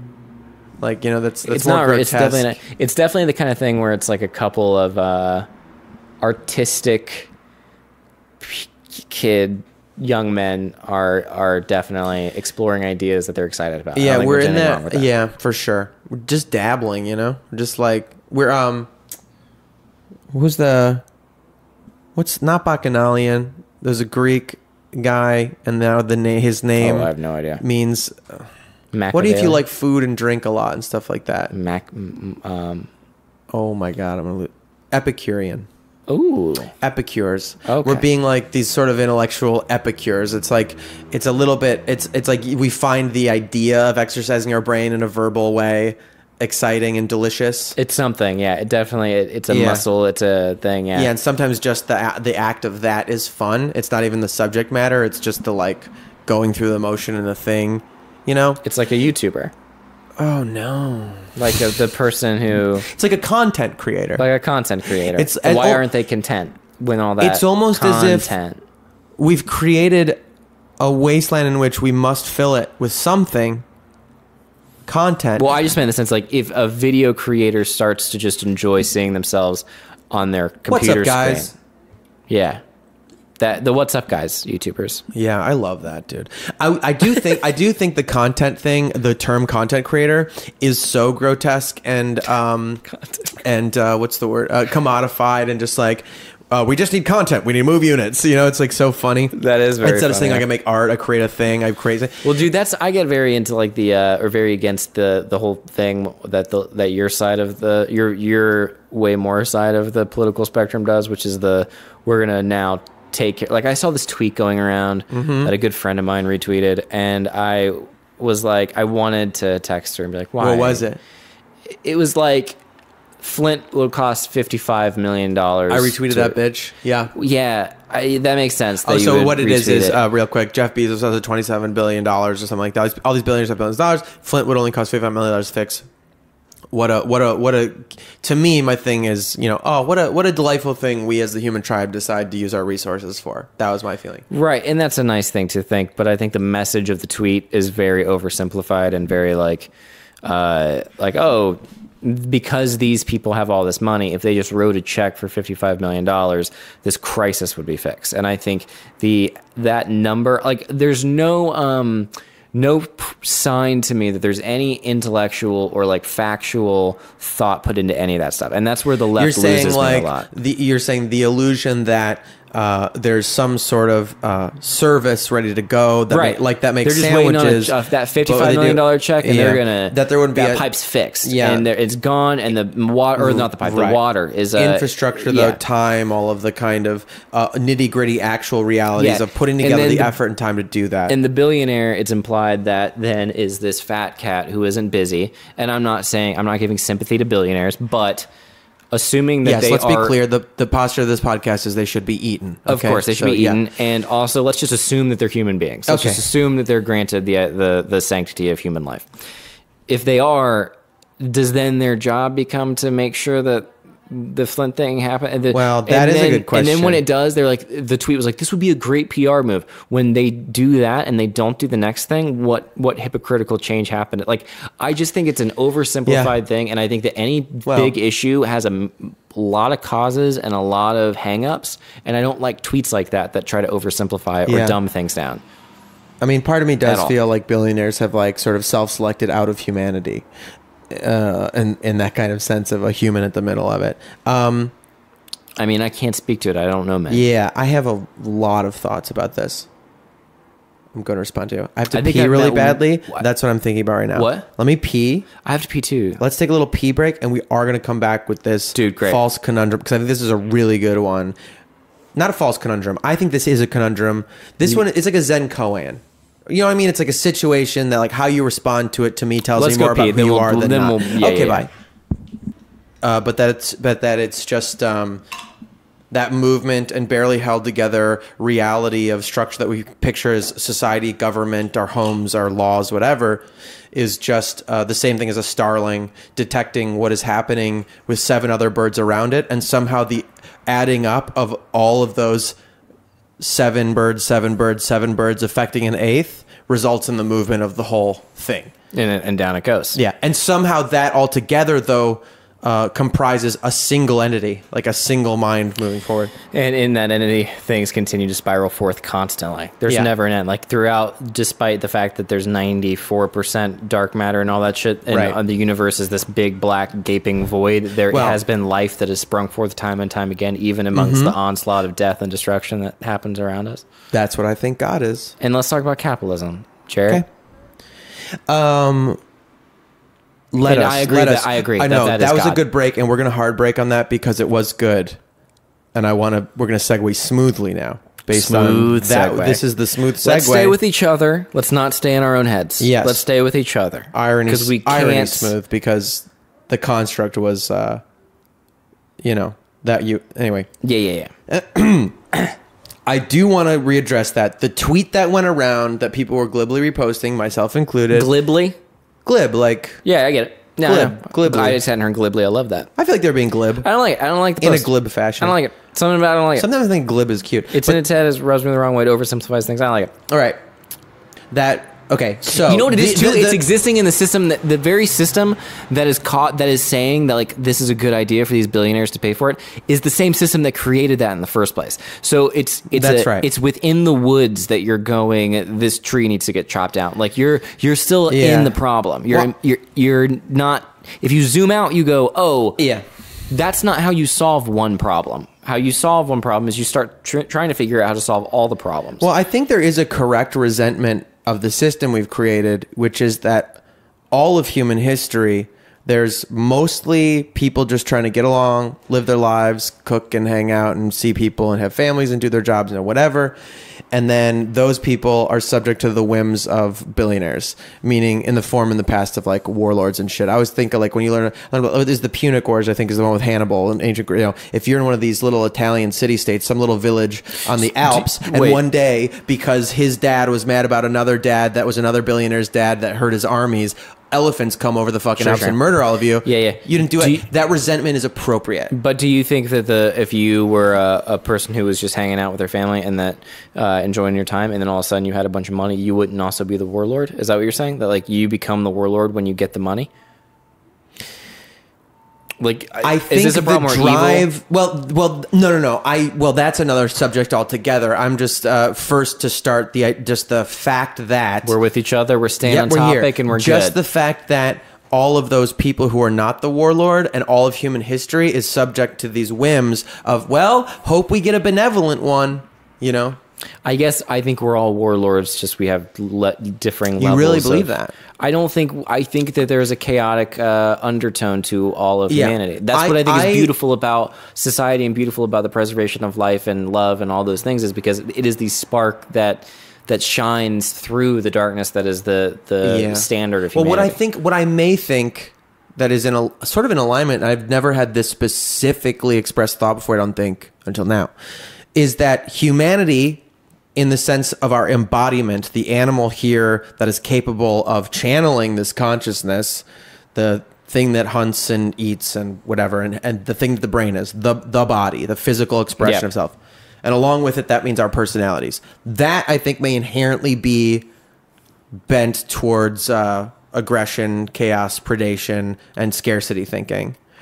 But the divinity which channels through us so that we are somehow connected to, which I would say is the true source and nature of sentience, of a consciousness, which, as something more than an accident of chemistry in our brain. But my thought is that thing does not. That thing tends towards benevolence and, But my thought is that the default that people go to, the thing that they fall back on and that we all fall back on every day, even if we like to fancy ourselves like big fancy thinkers like we do, what you fall back on is the primal, dark, unknown, fearful. Like you. I know what you're saying.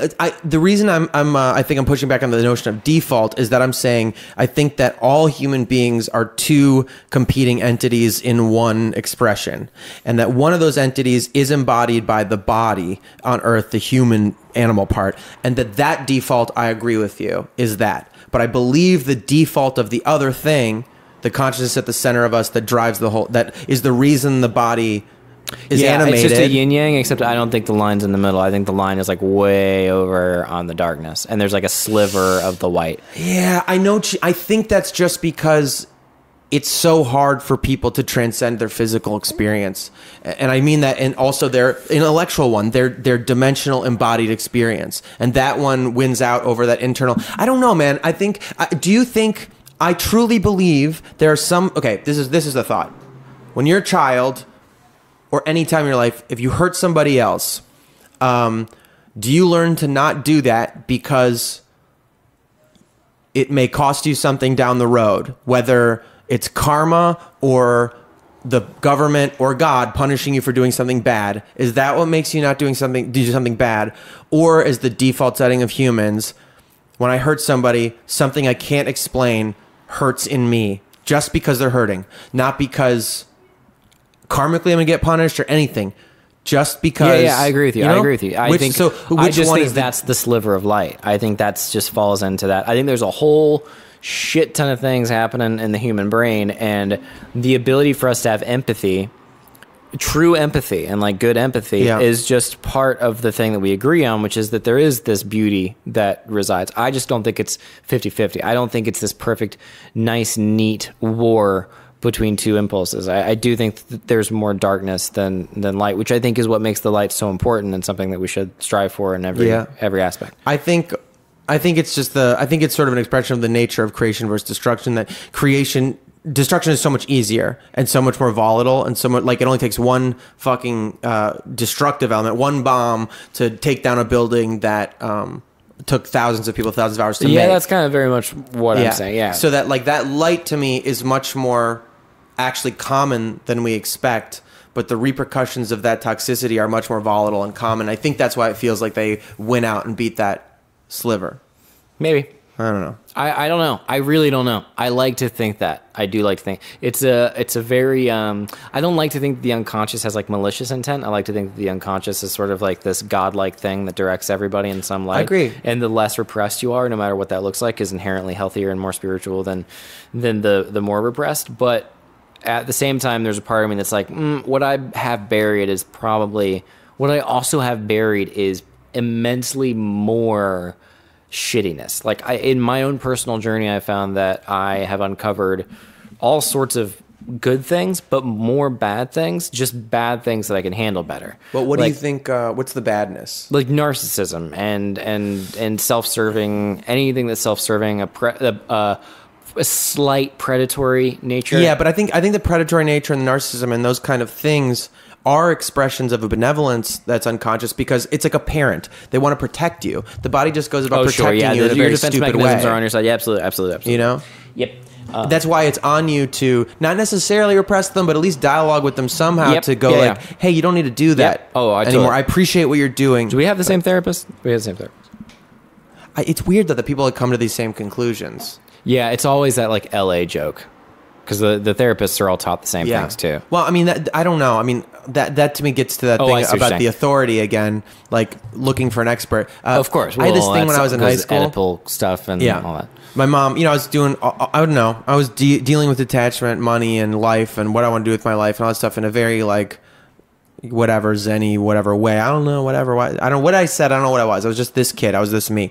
And my mom got mad at me about it and called me, like, lazy or something. I don't know what it was. And then, like, a couple days later, because I graduated high school early and I was, like, staying at home, whatever.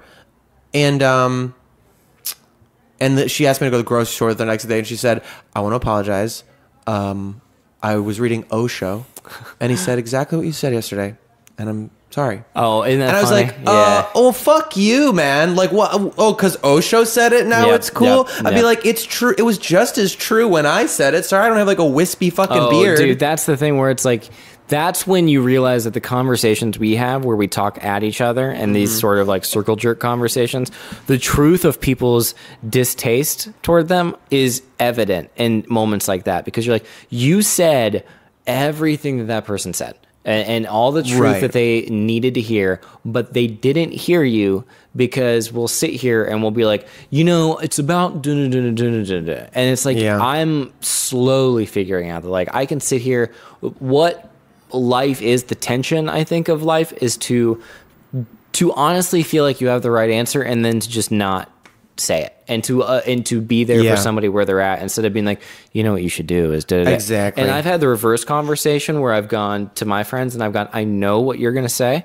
but I know I know what you're saying is what you believed wholly to be true, but I don't want to hear it right now. Well, and I know I don't want to hear it, and I know that. So that's it's a fun. Just the nature, and that does, I guess, give us a reason again why the human tribe tries to agree on some authorities, because who you imbue with those things are you do that on purpose. Like fighters have coaches for a reason, and they know that the coaches care about them, and good coaches will know how to speak their language to motivate them. I think about this thing all the time. I cite all the time about this one fighter who had, like, hurt his leg real bad in the first round of this UFC fight, and said, my leg hurts. He goes, my leg hurts. He's like, George St. Pierre, this French Canadian kid, and the coach just goes, look at me, I don't care. Go out there, work your jab, whatever. Yeah, that's great. And I just remember hearing that thing, and in that moment, and to this day, hearing it as incredibly loving. Like, that guy loves that guy. Yep. And if that guy was just hurting or normal in the street and some stranger and stuff like that, and he hurt his legs, that would be wrong. That would be wrong. That's not but someone who is trained with you, knows your inner voice, knows what helps you, knows what you need in this moment, is aligned with your wishes and loves that you want to win. That's a different context. So we say that expert, that coach, you are allowed to say these things to me. Yep. And that's beautiful. And it should be that way. Yeah. Because I think that's great. And it's good to assign someone with care and love and trust. And I do think environments like that are really cool. The fact that you do the whole jiu-jitsu thing, I think is amazing. I love that. I'm fascinated by it. I think it's amazing. I want to do it at some point in the future, which is what people who are interested in things say. But you'd love it. I think you'd get a lot of it. I do think I would. I do think I would enjoy it. And I think I would get the shit kicked out of me for a while. Of course, everybody does. And I think that'd be fun, and I think it'd be great. Yeah. I love the idea. It would change you fundamentally. Exactly, and that's what I like those moments. And going back to the coach thing of like, did you play contact sports at any other point in your life? No, I've never done. Well, I did for a phase. I did like taekwondo when I was a kid. Sure, just curious. That kind of shit. Continue, sorry. But nothing that actually stuck. But no, I know nothing. Yeah. And it'd be so fun. But those environments are what breed those moments of like that. It's almost like you're like the coach is acting as that athletes are unconscious in some way by going like, I don't care. And that's what you need to tell your emotions sometimes or whatever, those little flailings that you're having. It's just like, oh, I understand what you're saying. I don't care. And I mean that lovingly. Yeah. But this nervousness that you are is going to be whatever. That I know you'll be with me on this one. This is a frustration I do have about the left and people in general and that holding of paradox reality, the failure to do that. I think we're in a period now, even politically, like, now, if you're an empathetic person, people can't separate the notion that you could both not victim shame and also encourage personal responsibility, like in problems. So if somebody's a victim of circumstance or something like that, there's something considered not compassionate or not empathetic about offering ways they could empower themselves or take things in their own hands or mitigate problems or whatever. The onus is just saying like, hey, no, don't victim shame me. I should stop being abused this way. And that is true. You should never be, injustice should be faced. But for your own personal triage, day-to-day life experience of life, why I do not want to ever fully surrender my experience into the hands of someone else. Yep. I'm telling myself a fundamental lie by doing that. Yep. And that there is something really about saying like, this isn't about creating a situation where I'll be able to endure the abuse more. There's a thing. Do you feel like an outsider as a person? Do you feel like an inherent deep outsiderness to who you are? Yes. Yeah, that's an interesting. I remember my therapist said I that feel like to an me. alien, you know? Yeah. Or pretending to be a person. At one point, I never, or an otherness. Not pretending, but trying to be. Yeah. It's a very interesting thing. It's easy to talk about when you're a little intoxicated, but I remember hearing that for the first time with this guy being, my therapist being like, he does a thing where he's a good therapist in that he doesn't do what we'll do, which is here's what you should do and here's what the truth is and here's what's happening. He'll just listen, and then every now and then as he'll talk, he'll kind of like throw something out. Right. And that's where that's the best therapist. And I know that that's where the truth is. And one time he said that where he was just like, you ever like do this? Is that? He's like, you always feel like you're on the outside looking in. And he said all these kind of things, but it wasn't like he was like a psychic laying out 4 different options and then kind of going to which one I made the facial expression toward. It truly was like, oh no, that was he was telling me something about myself.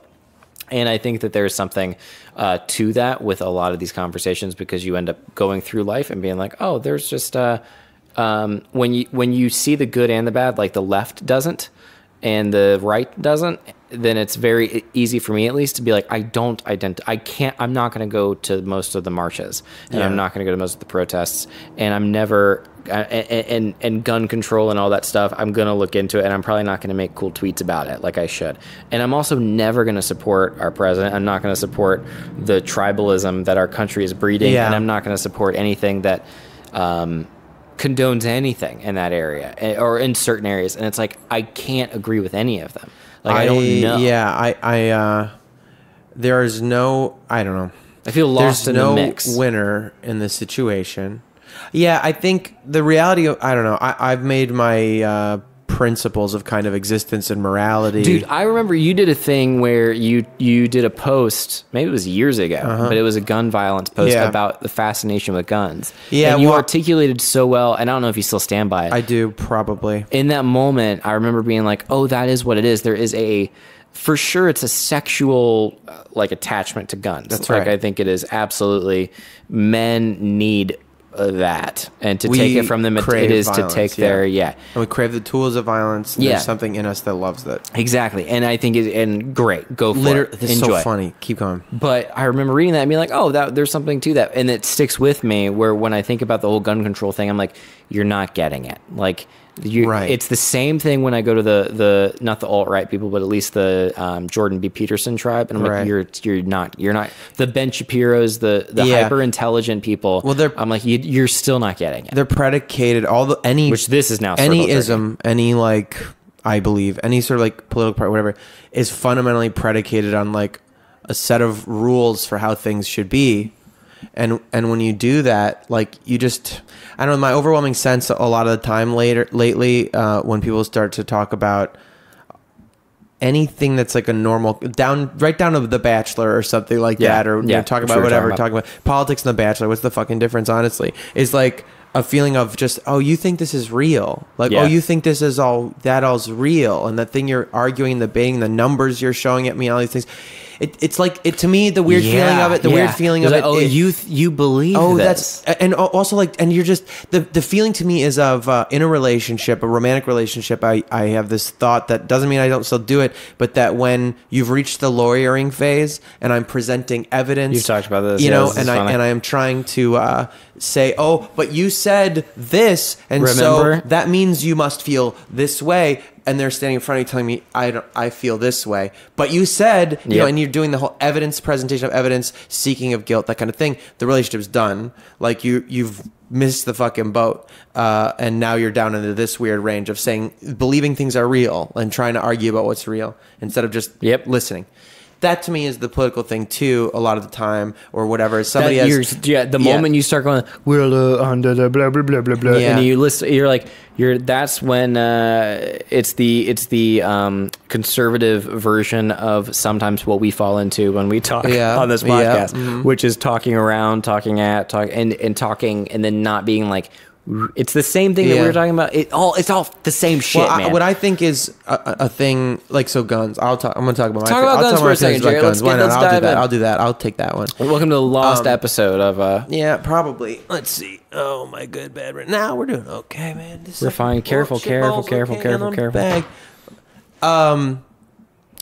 I like guns a lot. I grew up really loving them. They're fucking awesome. Have you seen that you can shoot things with them? It's awesome. So crazy. I do something over here, something happens over there. There's a big sound. There's fire. It's exciting. I feel it. It's nice. I hold it in my hand. It's remote controls and fireworks mixed together. Yep. It's everything. I aim at it. Makes it a game. It's fun. It's so fun. Let me tell you something about weapons. Okay, they're built to fit your body and your desires. They're built for that. They're built to feel good in your hand and to feel like a part of you and to be powerful and to give you this wielding thing over life and death. That's what they are. And I truly believe everybody who loves to me, like the people who are like, it's about my right to protect myself or this or that or whatever the fuck it is, and it's a political thing, it's written in this paper somewhere or something like that. I think there's something a lot of people don't like to face and admit, especially the men who love them, which is... one of the best thing about them is that they kill people and they feel good to hold, and that there's something about them that does whisper to you, let's kill somebody. And that is where I think a lot of that, this is where I hope a lot of people who listen to me don't listen to this ever, but I need this to protect myself. I have to be able to protect myself is the same as I want to be able to protect myself, which That's is like wonderful. The moment that person comes in, guess who's got a gun and can finally feel that cold rush of killing a human being? Because I have it. I know I want to. There's a part of me that's like, I would love to gun down a couple people. It's hard sometimes. Yes. Well, this is, I think, a weird thing. Not truly, but the hero stories in our culture of what it is to be a man, and even let's take that out, to live an adventurous, to live a full life. At some point in that narrative, most of the movies, all legendary, whatever, at some point you kill someone, you know? Yeah. And that has to happen for you to be realized in the rich experience of life. And that feeling... It is an extreme that most men on some level, according to the John Wayne story, never get to achieve. There's always the manliness, which is a lie of capitalism. Yeah. Oh, fun. Yeah, even the pain of being able to say to people, oh, you never want to feel that, man. You never want to know what that's like. All of that narrative that you get to have by killing someone. That's the same conversation people who are rich and famous say to people who aren't rich and famous. They go, what's it like being famous? And I'm like, you don't want it. I promise you don't want it. And every person's like, try me. Yeah. But that would be I'm like but it would be so fun to be able to say all that stuff, to smoke a fucking cigarette, to be broken forever, and to say like, yeah, I did that once. When you don't want to ever know that. You want to be brother. That storied, like that and rough and tumble. And it's even as simple as tribes, warlike tribes. And once you got blooded in combat, that's when you became a man. That kind of stuff. Yeah. That I think people don't want to face, and that as an idea by itself.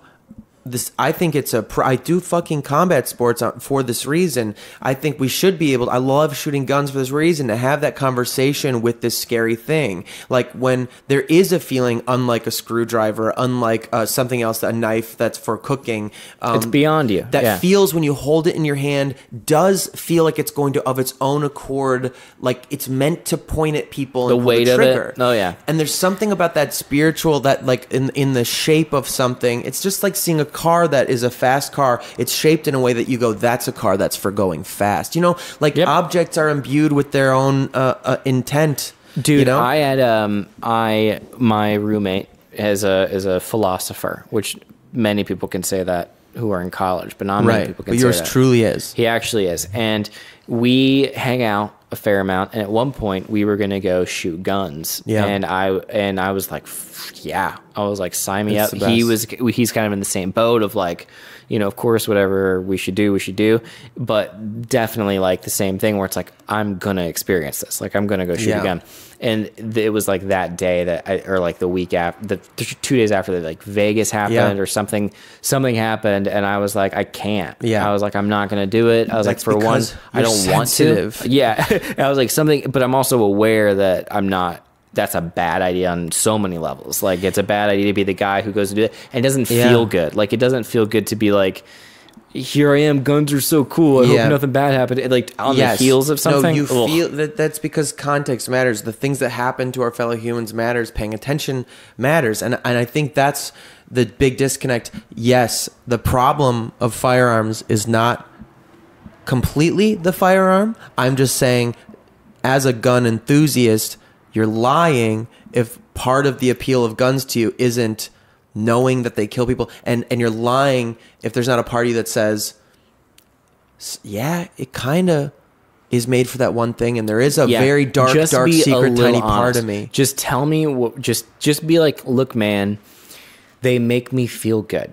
Like, instead of in a way that is truly indefensible. Technically, an assault weapon is a blah blah blah. That is and all the that dumbest shit. fucking shit. Yeah, but well, you know, actually, in the 1800s, assault weapon, and that's like that. I know, and he's a good guy, and they're all, and that's me going. I have sympathy toward that side, but it's like, come on, man, give me a break. I think that is true. Now, I also think people should, in their highest and best expression, be dredging up these dark things, interacting with them in safe ways, experiencing them. I love shooting. I love shooting like from a holster, doing like, I have a friend who's a bodyguard who took me shooting, and we did like these drills, and it is fucking thrilling as martial artists to not just sit there and shoot at a thing, but someone says, and you have to move and step in front of someone and draw a fucking loaded gun. That's cool. You know, so cool, man. And just the notion that like, I could accidentally kill someone. I got to really dial in and pay attention here. It's a profound experience. Yeah. That our nation seems to be proving is not mature enough to have. That's how I feel, I suppose. It's a profound experience that our nation seems to be proving it's not mature enough to have. That's right. Wow, that might be, that's the actual first time in this podcast so far that you have actually convinced me of something. Like, and I only mean that in the sense of like, we agree on most things. And so it's easy, you know, anyway, but then that I'm for sure latching onto.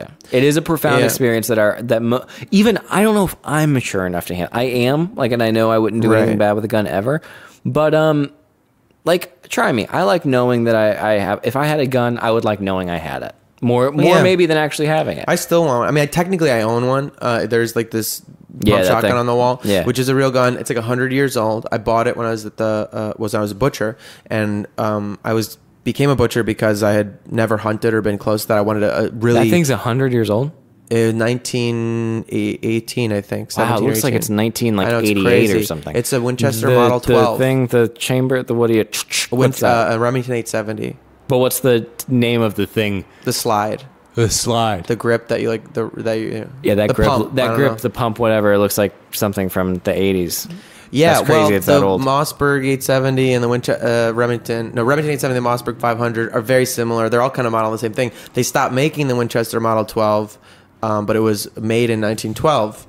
And I checked the serial number. I looked it up because I bought it used, and it is like 1918, I think it was made. Have you fired it? I haven't. I know it has been fired because I took it to get refurbished and like fixed, and they shoot it before they give it back to you. But I never shot it. It just sat in my closet for the longest time, and When now are you gonna shoot there. it? When are you gonna shoot it? I don't know if I will ever shoot that gun. I don't know if I really want You're to. I gonna don't feel, die having never shot that gun, huh? you know what? Probably it will end up getting shot at some point. But there's no ammunition for it in my house, even. But that doesn't mean I wouldn't own a gun. I was very close to buying a gun earlier this year. Similarly, had that thing with you that you had, where another shooting happened, and I was just like, man, I don't want to be that person. I don't want to do that. And that. Man, I do see them as tools. And also as somebody who is, I don't like the idea of making myself helpless. I do think that good people, because I'm a conspiracy theorist nut job, I think society's going to collapse. And I would rather, in the post-apocalypse, that not just the maniacs who are fantasizing about bloodlust now are the ones that survive. Yeah. You know?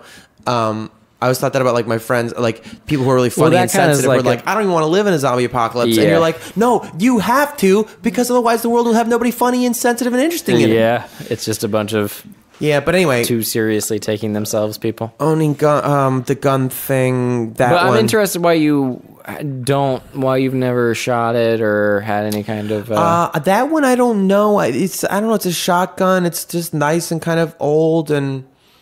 I don't know. I didn't really go shooting for it. It was always like the intention, but then like, when do you find the weekend? When are you going to do the thing, Did you mean to say shopping, but you said shooting? No. I meant like shooting. I didn't really go shooting for it. Oh, no, I mean, I just didn't go shooting. Like, I didn't like have an event where there was an opportunity. I thought you were saying I didn't really go shopping for it, and then you said shooting, and I wondered if there was like a fun Freudian thing there. No, that's funny. No. Oh. I mean, shooting, shopping. Sometimes a gun's just a gun. Sometimes a gun's just a gun. Well, let's talk about capitalism. Well, hold on. Okay. You want to come back to capitalism? Let's wrap up the gun thing. Maybe that was the end of it. Maybe that's a good spot where you said, that it's a very profound, essential experience that all humans deserve. But I feel the drive for it, and I can't judge anybody. And I'm mixed on all of that. Which stuff. I truly believe that we're not capable of having. And also, I'm not a believer in doing nothing because all things are just equal. And the fact that we haven't tried to just fucking get rid of them. That part is where I'm 100% let's give it a go. Hey, let's fucking give that a go. If you look at the facts from blah blah blah, no, because I do the nation think, of blah blah. I'm like, let's see what we do. Yeah, it's despite the thing that I said that it does whisper to you let's go kill some people. So most people are completely capable of that gun can't override my will. To that note, here's what I'm gonna say that I think we tend to forget. And I think this is going to be one of those moments where I sound a little simple, and that's great. I like it. I think that we're Americans, and Americans have a rebellious nature in us. Well, and a murderous one. And a murderous, horridly murderous. Mm-hmm. Also a very altruistic nature, and especially a very, brethren, sort of, we have a high rate of, our patriotism is off the charts. Sure. I do think that there's something to be said for, when it comes to Americans owning guns, it's a different battle than other countries because we are born out of rebellion, and we have a rebellious spirit. We have a "F you, we're America, these colors don't bleed" kind of thing. I agree. And so I think it's, but I think those colors don't bleed. I think there's truth to that. When I go and I see war monuments and what this nation has done and the veterans and the sacrifices that have been made, I do think it's beautiful. And I don't mind it. I think it applies to the gun thing where when it comes to gun rights, you're dealing with a type of people in the American gun owning, the average American gun owner. Yeah. may not know that they enjoy the thrill of killing a human being. That's right. Or they may not confront it on a conscious level. They may not. But they also might unconsciously be altruistic and sweet and good and whole and fulfilled, and I think that's where my disconnect happens. I think that's true. I do think that people who live in cities and such and whatever don't truly understand the context of a gun just being part of everyday life. It would be like I went to I go to New York, right, and totally cosmopolitan, liberal, whatever city, but weed's illegal, and you're like, or Chicago, and you're like, that's insane. Yeah. Like, that has reached the point that I was like, if you went to some state or city and they're like, you can't have beer in the whole state, it's not legal to have beer. It does feel that way. You would be like, what the fuck are you talking about? And it would just be so insane. Dude, when I was in Indianapolis, I was in Uber. I was like, so weed here, and like, oh no. Yeah. And I was like, wait. I was like, so I could like get like arrested? And they were like, isn't that, oh, you would immediately get arrested and tried and convicted. And I was like, holy crap. The idea that something so innocuous and nothing and like whatever it was adorable could arbitrarily be like, you're going to jail, we're going to ruin your life for this. Yeah, you're done. Makes no fucking sense and does elicit in you some kind of like cosmic injustice where if that were going on, you would be like, what the fuck you can't do that. I'm a sovereign being. You're and I think that liberals and people who don't grow up with guns, which I did not, but I've seen, and I think don't understand that it's that for so many people.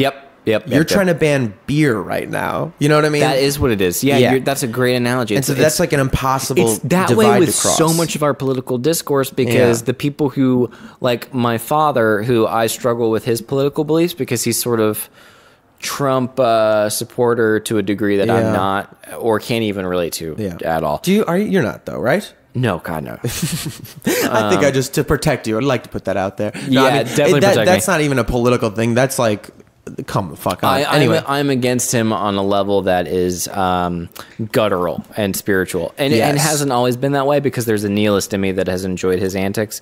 Of course, and I like the showmanship. I like the absurdity, dude. I like that the same way I like billionaires going to the Mars and shit like that. To be frank, because I like it up until the point where there's some hard realities of like the mortality caused by their buffoonery. That also, makes me. I'm against so much of what the left does and stands for, that, or not what they stand for, but at least how they enact it, that I'm totally really.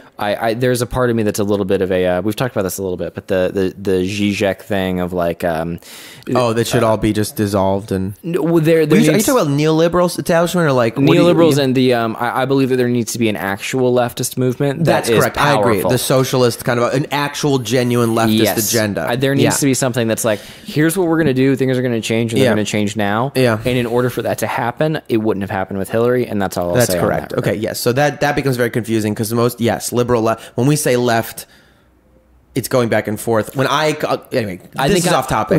I think I'm pretty insanely left to a level that I agree with a lot of the right. Right. Like I think I'm so left that I'm like, I see where you're coming from. Okay, you're a fascist, basically. No. Or you lean towards fascism. No, I don't lean toward fascism, and I don't lean toward anything like that. I am at a place where I think the left has failed, and I think the right has failed, and so I go, oh, well, I know the left, and they failed. I do think a divide has become, just in terms of vocabulary, a divide is expressed now between left and liberal. That left is like the true, empathetic, compassionate human tribe. I liberal is not. Is like the Democrats.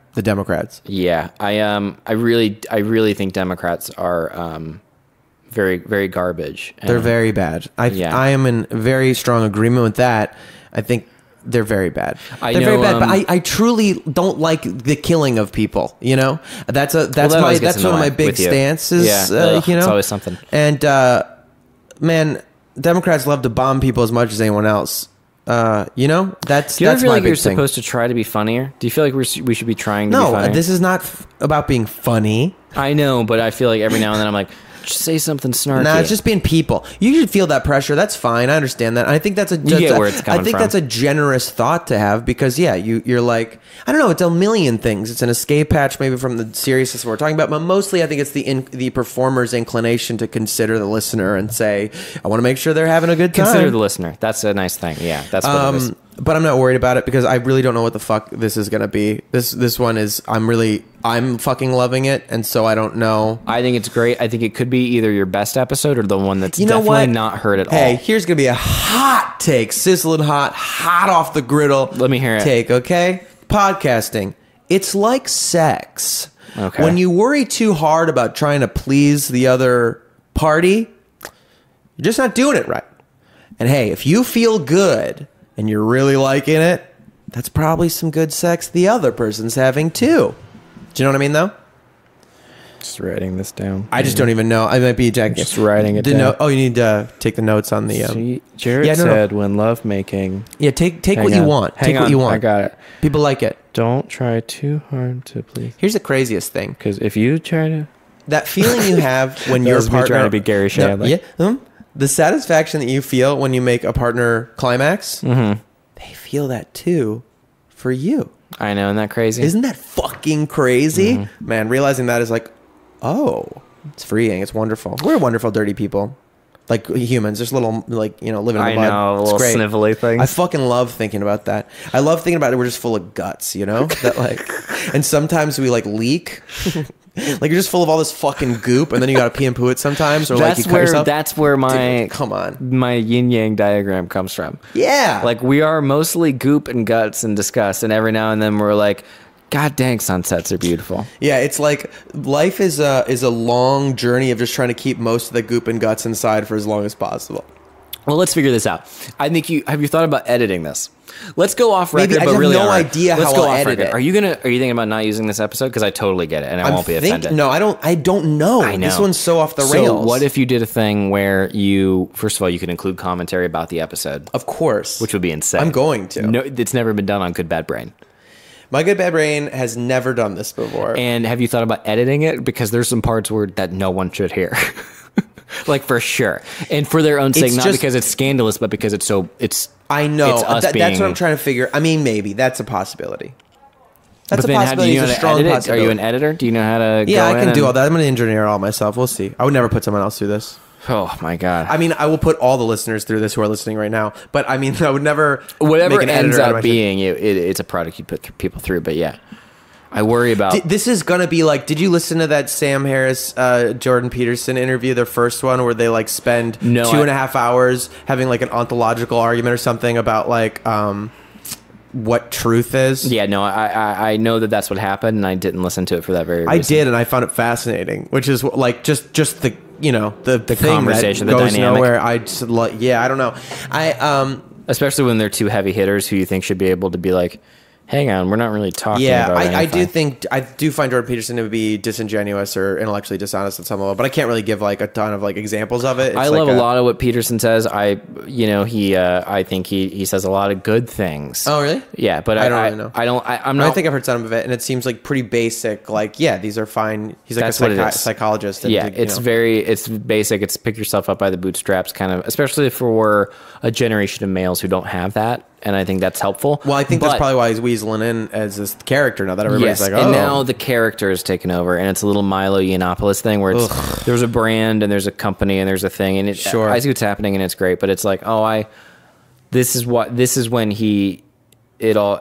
I think there's actually a debate between him and Zizek scheduled, and I'm so excited. Oh, I would be interested in that. Zizek, I love more than anything. I would check out Zizek because I've heard him referenced in other podcasts and people that I like, and they're usually making a joke about it, but they take the piss out of everybody. So I'm curious to hear. I am not an accelerationist. I think we've had that argument at some point. I don't believe in that at all. And I don't think it's accelerationism to readily assess the inadequacy of the left. Well, I do agree with that. I totally agree with that. I just meant the people who are you should vote for Donald Trump, and no, of course not. That's what I meant. Taking that never in a million years would I say vote for Donald Trump so that it escalates a leftist agenda. I think it's dumb and weird. And honestly, I think it's kind of you want to talk about circle jerking? That's some circle jerking shit where you're oh, I'm going to vote for I'm so hip. That's hipster shit. Where that's hipster shit. That's grotesque. I just don't believe in that. But I do think that Trump winning could be. I think it's interesting because it might end up happening. It could be the best thing that happens for a left, and it's happening. I've told I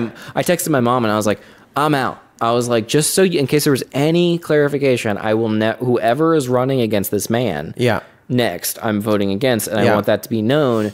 And she was yeah. She's like, good. Yeah, of course. And she's she's Republican. Yeah, She's I think the analogy I came up with for that, we talked through it before, but I think it's worth repeating, is like, it's very easy to start convincing yourself of the necessary evil or some shit when you're like, well, everything worked out better because it got so fucking bad.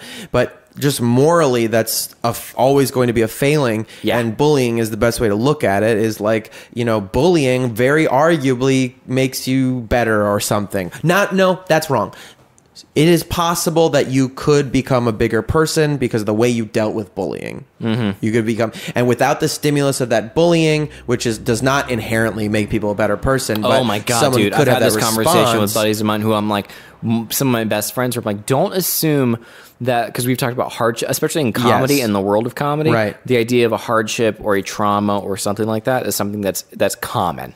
But I don't believe it's inherent, because I think that there's a thing that happens where we assume, and we do this a lot with bullying, because bullying became this hot subject like 7 years ago. Yeah. And people are like, you can't bully. And then all these other people are like, no, bullying is a good thing because it gives you character. And it's neither. Yeah. It's completely all of it boils down to whether or not you actually take what you have and use it for good and use it to like grow yourself. Well, but I do think that it's perfectly fine and comfortable and true to say bullying is inherently bad in this, in the sense as defined by what I believe bullying is commonly accepted to be, which is the relentless predation on a weaker party by a stronger one. Yeah, but I'm saying something is bad, I wouldn't I don't think it means it's not common and ubiquitous. Like I think it's inescapable. I think it's maybe inescapable. Either way, it's cruel and it's awful. Of course. And totally a bad thing. And we know, and basically I'm saying, if you knew that a child would become a better person later because of getting ruthlessly bullied, would you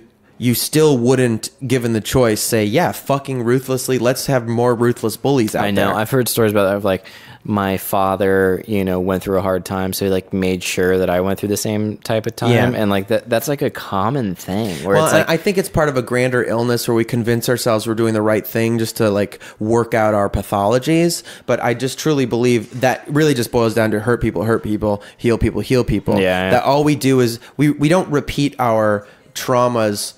We might convince ourselves like, because it was me, it was good for me, I turned out this way. You just have to convince yourself the way you are is good. Like, you know what I mean? I turned out this way, so this is the good way to be. I'm going to recreate it. Which that presupposes that you truly think that you turned out a good way. That's right. And I think that's just a coping mechanism. You have to do you want that. Kids? I don't know.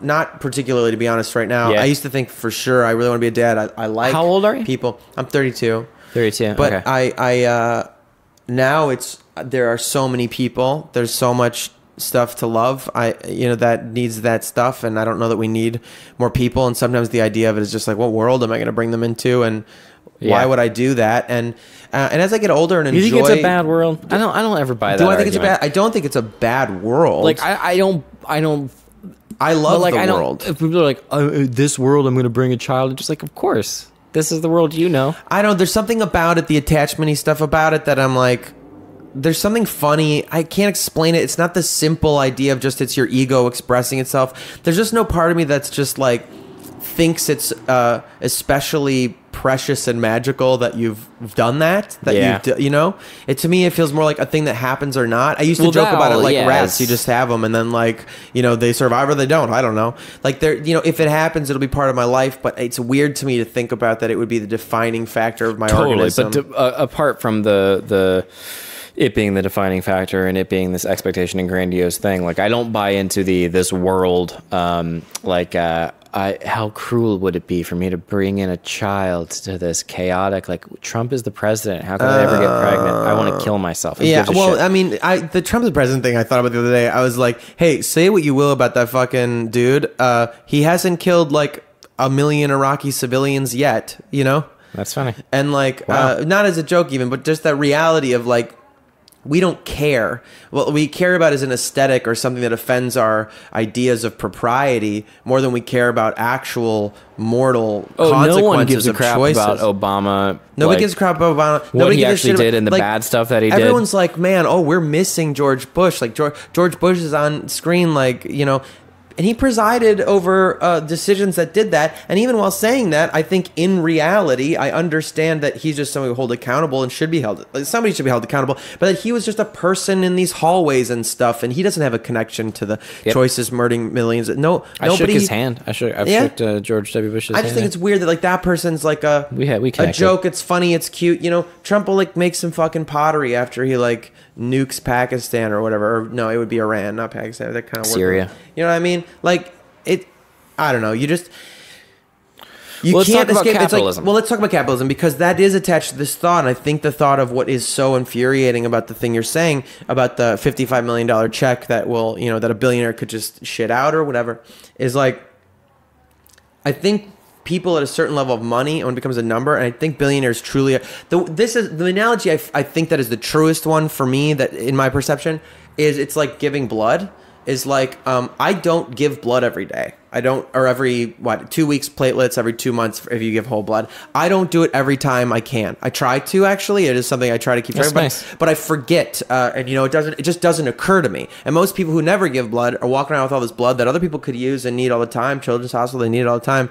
It just doesn't occur to them that they have a thing that other people could really use to stay alive. They just have it. That's their existence. It doesn't seem strange to them because people are only an expression of their experiences, you know? And so when you talk about the ultra wealthy, the generational wealth, it's not so much people who become billionaires immediately, but the generational wealth that offends people. I think that's the closest thing of like ignorance, not malevolence, is like it doesn't occur to them that it would really make a difference to you if you had 1 month of rent. You know what I mean? Just to get ahead of the rat race. Yeah. And I think a lot of the billionaire stuff, the frustration becomes the disconnect that people have from these imaginary numbers they see on you know, that they've accumulated or that we read in the paper or see on digital ticker tape machines. The disconnect of that from the reality of someone's heat getting shut off and not being able to afford food and being like just their whole life being anxiety when you bump into somebody's bumper because you're like, oh, I fucking knew it. I couldn't pay my insurance premium this month. You know what I'm saying? And that results in genuine life or death changes. I wonder if the thing that I don't get is I don't think I could ever become a billionaire. I think if you were like, we're going to give you $1 million a month. You couldn't. I don't think I could do it. I think I would keep myself from it happening. You probably would. If you gave me a paycheck that if I just lived a normal life, I would end up being a billionaire, I don't think I would do it.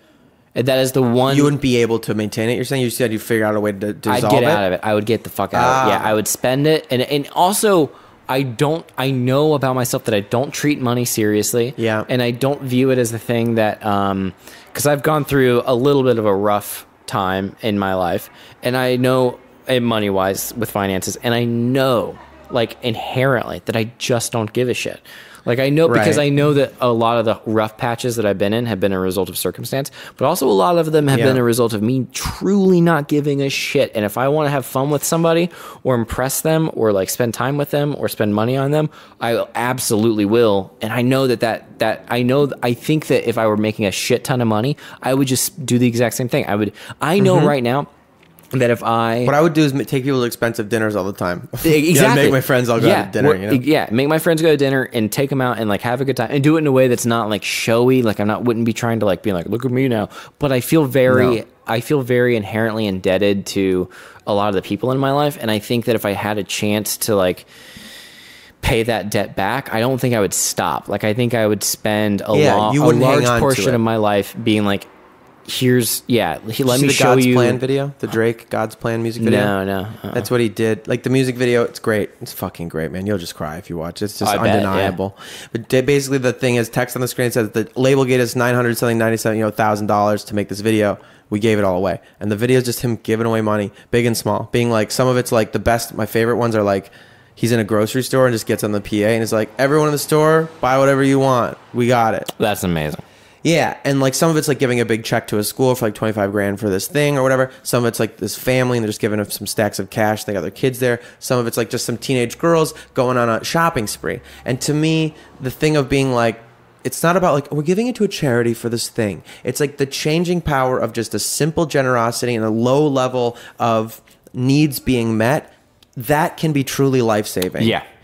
Truly. Like even just getting a month's worth of groceries, like people who have never been in the true paycheck to paycheck, the true rat race of minimum wage and trying to like work overtime and all those things and never being able to get ahead. Wage slavery, true like wage slavery. I don't think you understand how much you can, just by giving them a month of breathing time to maybe get an idea together to express themselves and get things they want in the world, can change your whole fucking life. Because a lot of that becomes like, well, if I do that, it's like teach a man to fish and he'll, you know, all that shit. But yeah. But the problem is like what you don't realize is you don't really need to teach people to fish. That's right. People already know how to fish. Otherwise, so it's like if you go, instead of being like, well, I don't want to give them this money because it'll just result in the same thing. What they don't get is that the moment you have that money and the moment you're like, I can feed my family and I can pay for my rent, it opens up your brain into being like, oh, I can do this, all those other options become available that you're totally blindsided by, because when you don't have money, you're tunnel vision and you're like, in my experience has been like, I could be writing better jokes if I was not stressed out about this. Well, and it's not always money, but when it is, I'm like, if I had a little bit of money and I felt it, I felt it like 4 days ago where I'm like, okay, now, and I've written like 6 jokes since then. And I'm like, there's something to be said for when you have your basic needs met, you operate at a better standard than if you didn't. That is absolutely true. I completely agree with that. I think there's we finally agree on something. I think there's an American myth, but is a lie in general. The pick up by the bootstraps myth to me is the one that says all people thrive under defiant sort of like, you can't do this, good fucking luck, sink or swim attitude. That I'll prove them wrong is kind of like the ability to like throw them all in there, the toughest will survive. And that's how we get the best results in society. That's like free market kind of dog eat dog, kind of Darwinism. And I think that is so fucking untrue. And we hold up, the one person who succeeds. See, if they did it, we can do it. But if you truly created an air of, I know some people do thrive under that kind of anxiety. I think they're just limited. I think more often than not, something that nobody likes to acknowledge is that if you give people space, allowance, comfort, say, hey, you're okay. You're going to be provided for and you don't have to do anything, but now you are allowed to do whatever you want. That's when people fly. I really think that when you face somebody with like, you can't do it, when you give them instead like, I know you can do this, because that's what happens with me. People, I rely sometimes on the outside visions of others to have an idealized because I don't always have a good picture of myself. And if someone who loves me and believes in me gives me that idea of myself, I will fulfill that. Yep. But I kind of am susceptible to fulfilling the idea of me as a fucking monster also. I think there's only we're like these little like pine cone things. We have all these little channels in us that are like, and most of them are plugged up half the time. And a lack of money plugs up more than any of them. Like more than like relationship stuff, more than heartbreak. Heartbreak probably opens a ton of them. Yeah. But like if you view your brain and your existence as just this like honeycomb of like shit that needs to be cleared out, then just allowing people space and giving them the freedom to feel comforted allows them to operate on that level where you're like, oh, there's your genius, there's your truth, and there's your morality. There's all these things that you didn't get a chance to experience because you were too busy working 9 to 5 so that you could pay for X, Y, and Z. So of course you're going to vote for X, Y, and Z. I think the truth of the socialist leftist fantasy of the world, view of the world, and at the very least I will describe mine, is not one that has anything to do with a lack of freedom, like limiting people's ability to excel or get to the highest fucking peaks. All they want to do is raise the floor so that nobody is allowed to go hungry, homeless, die because of an illness that can be cured. Because that's where the artists are. That's where the beauty is and the love and the things that actually matter. That if we made that available to more people, the whole history would move forward in such an enormous way if people weren't trapped in that thing. I truly believe that. I agree. And you would also leave room that, yes, we're not saying everybody deserves to have a fucking mansion or that there won't be mansions anymore. Yep. We're saying all it is everybody deserves a certain amount of space, sovereignty, dignity, and respect. Because I will say I want the mansion and I do want the... That's right. But everyone will be allowed to try to get the mansion. Yes. But I also want the option to have more than other people. That's I know correct. That's bad. No. But I do want it. I want to go like, which is like, exactly. And I think that as long as that is preserved and the sense of competition is allowed, I think, and legit, then I think you're in a good place. I would argue with you that you don't even really think that you don't really want more than other people. You just want the opportunity to have more for yourself. Because I don't, you don't care about the superior feeling that they have less than you, which some people do. You got to do that. Is that your thing? You think? I think I got to check it. Yeah. Yeah. I'm going to see if I can take The this. more We're still or talking. less than. We're talking. We are still talking about money and how it is just so toxic and so important in our current paradigm. I'm still the here. floor, the ability to express yourself. That's what I think. That's what I'm getting at. Competition. I used to make a joke with an ex who hated the idea of competition and stuff like that. And I would say, "Oh, but without competition, we'd have no losers." Because I knew that was what she was focused on. That was the idea that competing creates harm, creates people who are wounded and lose out. But if you were in a society where the lowest floor you could fall and losing wasn't a bad thing, you went out there and tried, it's not a shameful thing, but that you would still you would love competition for what most people who love competition love it for, which is it pushes us to these heights. You see these amazing triumphs. You're right. That's the most articulate. That's such an articulate way to put it. Yeah. What I long for, beautiful. and I love that. Thank you. I believe what I long for and what we're capable of is a society in which we both celebrate victory without punishing loss. Mm-hmm. Yeah. I mean, sometimes the losers can be punished a little bit, though. Yeah, that's like a true. Little. Hey, fucking get it. Because maybe if it hurts a little at the bottom, you won't stay there that long. Right, exactly. And then our GDP will rise, you know? Yep. And then if you feel a constant interior fear and anxiety and pressure, I'll get more money. I'll get more money than my dad had. And that son of a bitch, he always held that over me. But I'm bigger than that asshole. I'm bigger than him, and now that he's gone and I'm still haunted by his memories, even though I waited for a very long time for him to pass away so that I could be who I truly was, I'm still to this day. Dude, I've experienced some weird shit where, speaking of like, that was just a joke about how even after people are died, we're still haunted by their memories, so it doesn't really matter, even though, all that shit. But okay. Speaking of shadow people, to come full circle. Yep. If I may. I like the segue from fathers to shadow people, which I believe is appropriate. Well, yeah, and the segue is the I don't remember. But anyway, I had the shadow person thing. Sorry. I'm so sorry. It's all right. It's, you know what it is. You already know what it is. You know what it is. Had to do it to him. God's plan.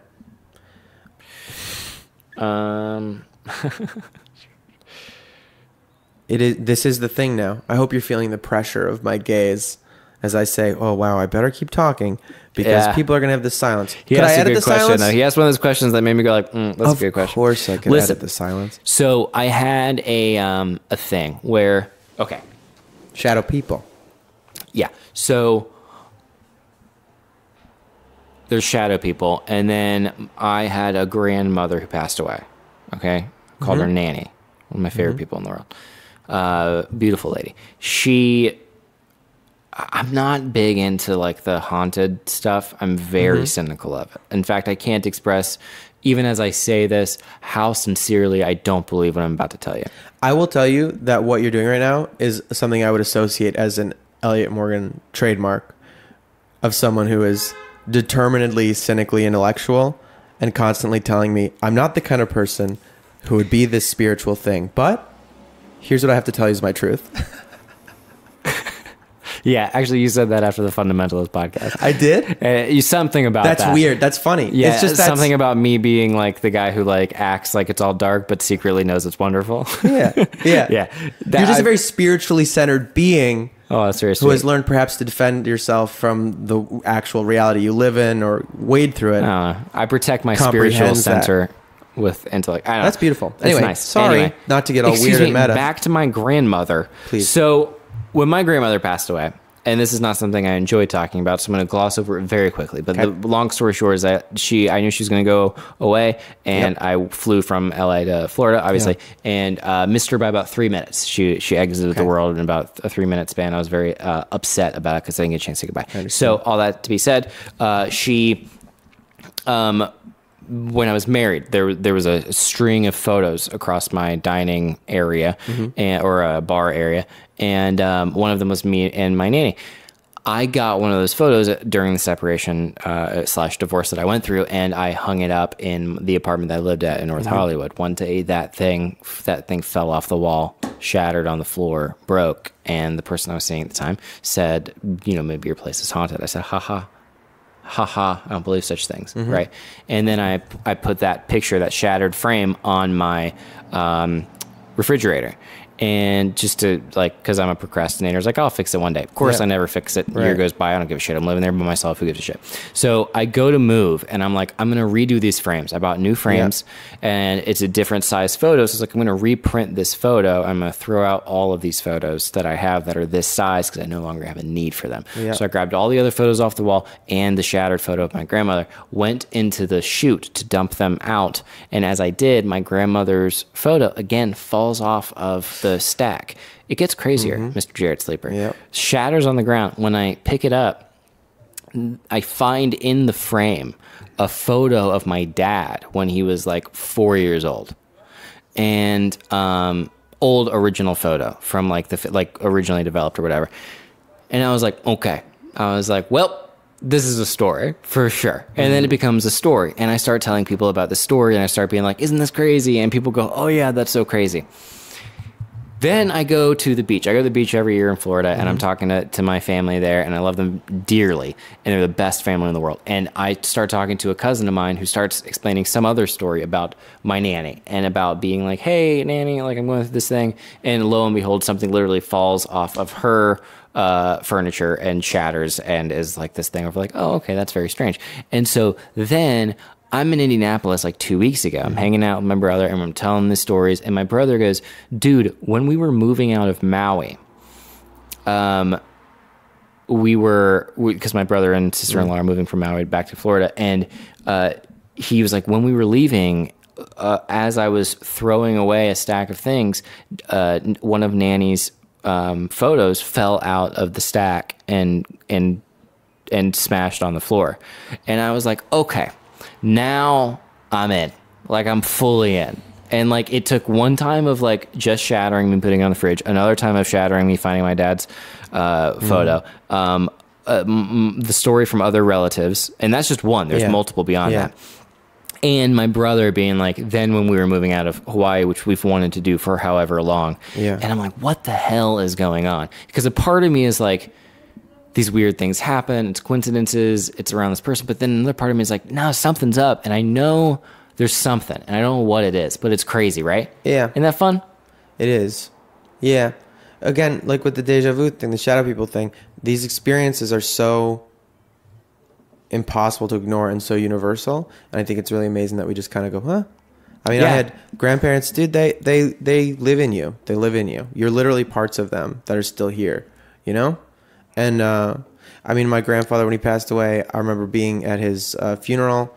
There's an urn. They're burying this urn, and they're burying the urn in the ground, and they're putting the dirt back over it. And I heard him. I still talked. I was a kid. I was a teenager of some kind. I don't know.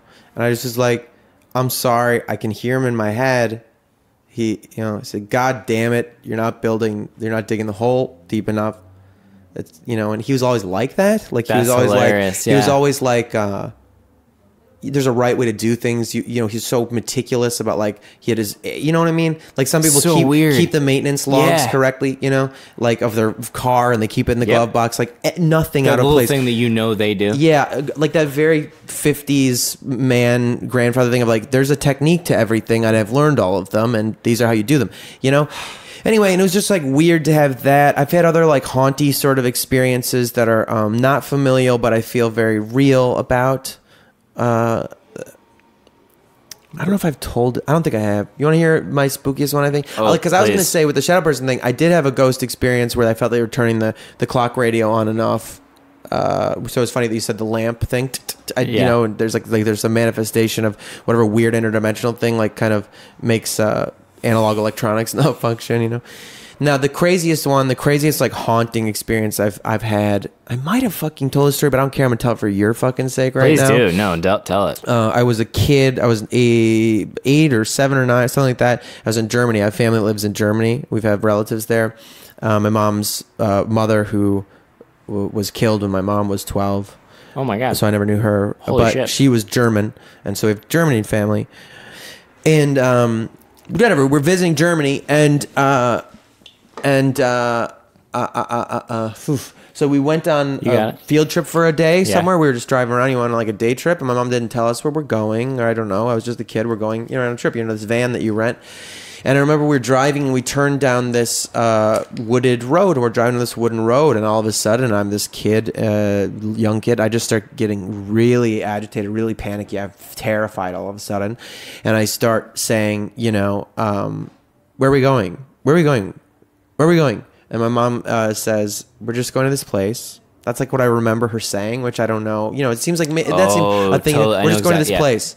That's the thing about children. Their memories aren't to be trusted. That's true. So it makes sense that you would be like, I don't know if this is what happened exactly. Because kids, that's the thing. People are like, listen to the wisdom of the babes. And I'm like, you actually can't trust a kid's rendition of most things. Exactly. Well, that's truth that. But there's some purity. I don't know. There's purity. This experience for me remains. Details may be lost, but truth in it is. Of course. That like as we go down, the panic continues, and then I start crying, and I can't stop crying. I'm sobbing, like hard sobbing in the car. Refuse to get out of the car. They're like, come on. They get out of the car to look around for a few minutes. I'm just beside myself. They end up coming back to the car not too long later because they're like, well, he's freaking, I don't know. And we leave, and it just subsides. As we leave the forest, it just goes, and I'm like, you know, fine again. And that was Buchenwald. It was this like concentration death camp thing, you know, in the Holocaust. And there, I don't know how I would have known that or had any attack. I'm a child. How could I even comprehend that you have genocide? But something here was so steeped in the experiences of so many people, the guards and the prisoners and everybody in so much pain and so much like horror that this place was something in me was just feeling that. I've noticed a correlation, and I wouldn't say it's a correlation, but there's definitely a correlation of people who have a certain outlook on the world and a certain way of living life that lends itself to experiences like that I think is very interesting. There's some kind of thing where like the type of person who goes, one time I was here and this thing happened and I had this thought that was like, I knew it. And then the person who goes, no, you didn't. That's the kind of person where I'm like, you're boring and I don't want to hang out with you, man. Yeah, exactly. Dude, that is so often my feeling of stuff like, I'm just like, you're boring. Next. Yeah, you know? Exactly. And it's like, no one cares how skeptical you are of something. But I think that goes to the lawyering and lawyering relationships thing. When somebody tells you, you say, I feel this way. And I go, no, you don't, because of all this stuff. And they go, all right, well, whatever you say, you still feel that way. Yep. So, yep. Okay. Yeah. You can't feel this way. You said you love me. You can't love someone. Well, I love... Really? Because you said this is what you're going through? Because earlier you said that you and I believe you'll check the books. Yeah. If you go back, you'll see that I said that... My grandma spoke to me in my head, and this incredible peace came over me. I knew that I was okay, and I was part of some grand love that never ends. Well, no, you didn't. I think You know what I mean? Yeah, I remember when I think I'm still. I think my neighbor probably to when I was going through my divorce, and people say some things sometimes where they don't mean it, and they can get a little angry. But I remember one thing in particular that was said was like, if so and so saw you now, which is my grandmother, I'll fill it in retroactively, make it sound softer. Then they would like be so ashamed of you. They would be so like whatever. And I think it lodged. It was like a spike that stuck in my brain.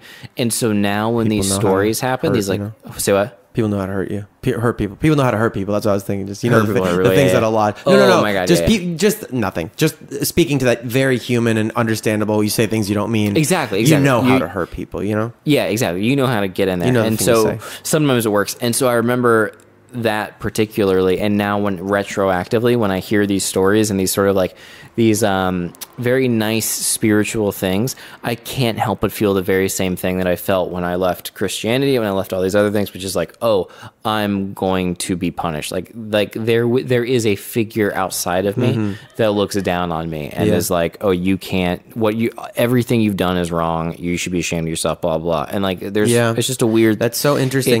It's like a weird, insecurity that slides in that I can't really explain to people because it's insane. It's like sometimes I feel like my grandmother is still alive, but also I don't truly believe that, because if I did, I'd have to confront the idea that maybe she's not proud of me. Yeah, to do exactly what I hate and be like completely binary about like existence and act like you're one way or another way. I will say that it's really profound if you what kind of person you are could potentially be described as, do you believe the things above you are looking down on you or looking over you? Right. Yeah. Yeah. You know what I mean? What's your foundational belief about the universe and interest in you? Yeah, you said something earlier that made me think about that. Like, there's just hints of like, it really boils down, I think, to just like, do you engage with life and are able to laugh at it and not take it that seriously? Right. And then also be like, no, this is immensely painful and this is like an immensely confusing thing. And there is a dread. And just be like, okay, there's no answer. There's no end. There's no begin. It's great. Yep. It's beautiful. Yeah, exactly. In its decay, it's perfect. Yeah, exactly. It's beautiful. What I think we should do is you should run for office on the conservative side, and I'll start running for office on the liberal one. Because I think we could like pull it off. Actually, you know what I mean? I could pull it and off. then once we've both ascended to the party members at our first or second debate, we'll go, hey guys, we fooled you. Yeah. We're on the same side. So thanks for all your votes that we cynically got by pandering. I have bad news. I'm raising all your taxes by 50%. I have good news. Yeah. Jarrett kind of likes guns. So yeah. No, we'll be like, sorry, your eternal struggle of separating yourself from other beings is over. We're going to make this bad boy work. Listen, here's the deal. No Good longer luck, bankers. are you working for the weekend. The weekend now, working for you. No one knows what he's talking about. Love that. All right. Truly, nothing here has been resolved, and never will it be. No, of course not. What I'd like to do, because I've like really enjoyed this, and I don't know what the fuck it is, and I'm just gonna let it be what it is. Like we said, it's in its decay. Ugh. I honestly, I can't say I'm gonna re-listen to it. Yeah, I don't know either. I don't know how I would if I were you. So much meaning in its non-meaning to me. Vapid. I feel like we hit a rhythm there at the end. I do. I think there's a lot of wonderful things, and I like it what it is. Yeah. I do want to run through my like standard cues. Of course. I want to Anything pee you want, too. man. So I'm gonna do one more pee break, and then go through my standard things. Beautiful. That might I'll be of check use my to cell people. phone, and then we'll be good. All right, great. Terrible. All right. Let's do the concluding segment. Thank God, Jared. Thank you for bringing this up. Yeah. Well, we did just record kind of poorly, and now I'm going to do this again. It's going to be funny because it was organic before about the complimentary feelings I was having towards you. Yes, let me just go ahead and clarify. I'm going to try to say the same things organically, but we have already talked about this because I was holding the mic the wrong way. It's called disclosure. It's called transparency. We're just being people. Listen. Elliott Morgan, you're on this podcast because I think you're brilliant, and I think you have a very, very profound, connected experience of your reality, both with your spirit and your brain. And that good, bad brain can be tough to deal with sometimes. So this is the segment where I try to, steal your secrets for coping with your terminal humanity. A condition we all have, I suppose. But first one, have you ever been diagnosed with any psychiatric conditions? And if you have you taken medication? First of all, Jarrett, I appreciate you saying what you said. Thank you so much. That's so sweet. I will say that your compliments of me and your highly articulate nature informs me about my own existence in a way that is concrete and allows me to find comfort in this terminal humanity. That's really that's all I could really ask for. When you ask the things I want, that's truly, I think, the meaning of life, that we connect with each other. And I connect with it, and I appreciate it, and it helps me, and just by you saying that. In terms of being diagnosed with anything or having medication, the answer is no, I've never been diagnosed with anything, and no, I'm not on any kind of medication. I would, however, venture to say that there's certain medications that I will be asking my doctor about. Oh, okay. Have you been to a psychiatrist before? I've not been to a psychiatrist. Yeah. I've been to life coaching, meditation, and therapist. Yeah, this is so fun. I love, we're running through it again. But that is significant to me. I think it's very important to note that because I'm a big proponent of searching, inventorying your system as much on your own accord before bringing in outside help. Yes, and that will be what it is, and it'll be a full... I will talk to my doctor about some drugs. Yeah. And because the reality is, I'm in my 30s, and it's kind of like, I'm kind of over a lot of the, is this the right way to go about doing things? And there's a large part of me that's like, what's the problem? Like, if the problem is this, and there's a drug that's going to fix it, or Right, a medication, right. I will take the medication. Well, if you're in touch with your problems, you can figure out if a problem is serving you or not. And I'll know, and I will know if the Adderall, the X, Y, and Z affects me in a way that makes me go like, oh, okay, I need to pay cut back. attention to it. I'm not worried, and that's where I'm at. But in terms of like official clinical, no, I think I'm free and clear. I do want to, drugs, drug experience help you face your problems versus drug experiences that help you escape them. And as long as you're paying attention to it and making sure you're not using some substance excessively, I mean, like, it's like pain medication sometimes, where it's like, hey, I don't expect you to like deal with those stitches and surgery and tooth removal you got. You can balm that, just don't let it get to the point that you're dying for it. Right. And here's what I will say. I do know myself well enough to know that when I have said X, Y, and Z, I will take X, Y, and Z at times in Vegas when I am wanting to. Dude, X, Y, and Z is so fun. Yeah, exactly. And I have no problem with the benefit, I think, of being in my 30s and being able to like experiment with stuff is like, I get it. And like, I know if I'm making a bad decision. Isn't it fun sometimes to go into your memory bank and remember what it felt like to like think drugs were inherently evil? Oh, yeah, it's insane. Yeah. Like what kind of maniac you have to be? Like, have you lived? Don't you know? It's so it is funny. It is like, yeah, drugs are bad until you try any of them one time, like ever. You're like, oh, this is the whole house of cards falls. Anyway, talk about some drugs, guys. Okay, no, don't do that crocodile shit. Don't do the crocodile shit. Don't do the bath salts. Don't do the whatever. They stay away from the meth. Anything that you can look at the people who do it, who die the first time they do. Yeah, there's don't do that. I know drugs I've done. I know drugs I haven't done, and I know drugs that I will do. Like I know that I have more drug use in my future, but I also know that that's not my thing. Like drugs, 100%. And if it is your thing, stay away from it. And that goes back to what we were talking about, the addictive if it's thing. Your thing, boring, dude. Be smart. Exactly. Then like find something that's not your thing, you dork. I really do. That thing you said earlier, though, I feel the same way that like when people want to have that's actually, they have the same. Right. It's always the same thing. Nobody cares. If you're that kind of person, I'm sorry, you're boring. Yeah, you're boring. And that's fine. Be boring. Just don't do it near me, baby. Yep. All right. Oh, we're going to keep going with these questions. All right. 6 quick cues. What if boredom was just its own drug, Jack? What? If boredom is its own drug? Like, as pedestrian as people can be, they get a rush out of it because it I allows like them that, to, actually. I think that's... Well, it definitely gives them a rush of superiority.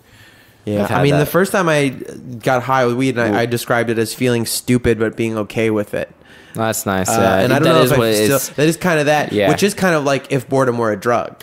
Dude, one of my favorite things is I will smoke marijuana, and I hang out with an incredibly intelligent roommate, and that's the best. When I can be like, I'm a dummy. I don't care I'm a dummy. So, like, what's up with shadow people? And I'm like, hey, there's like a thing in this idea that, you be able to check because you're unconscious or whatever. And I'm like, fuck Eddie. Like, it's fun. It's a nice thing. Anyway, what's your next question? What do you got? Do you have any consistent practices? Primarily a physical one is what I usually look for, but mental, spiritual, whatever practices that help you be. I do exercise. I do a little exercise. I do a little mom workout. What do you do? What kind of stuff do you do? Mom workout? I call it a mom workout. Why? I'm on the elliptical a lot. Oh. I do that for like 20 to 30 minutes. Hey, it's okay for your knees.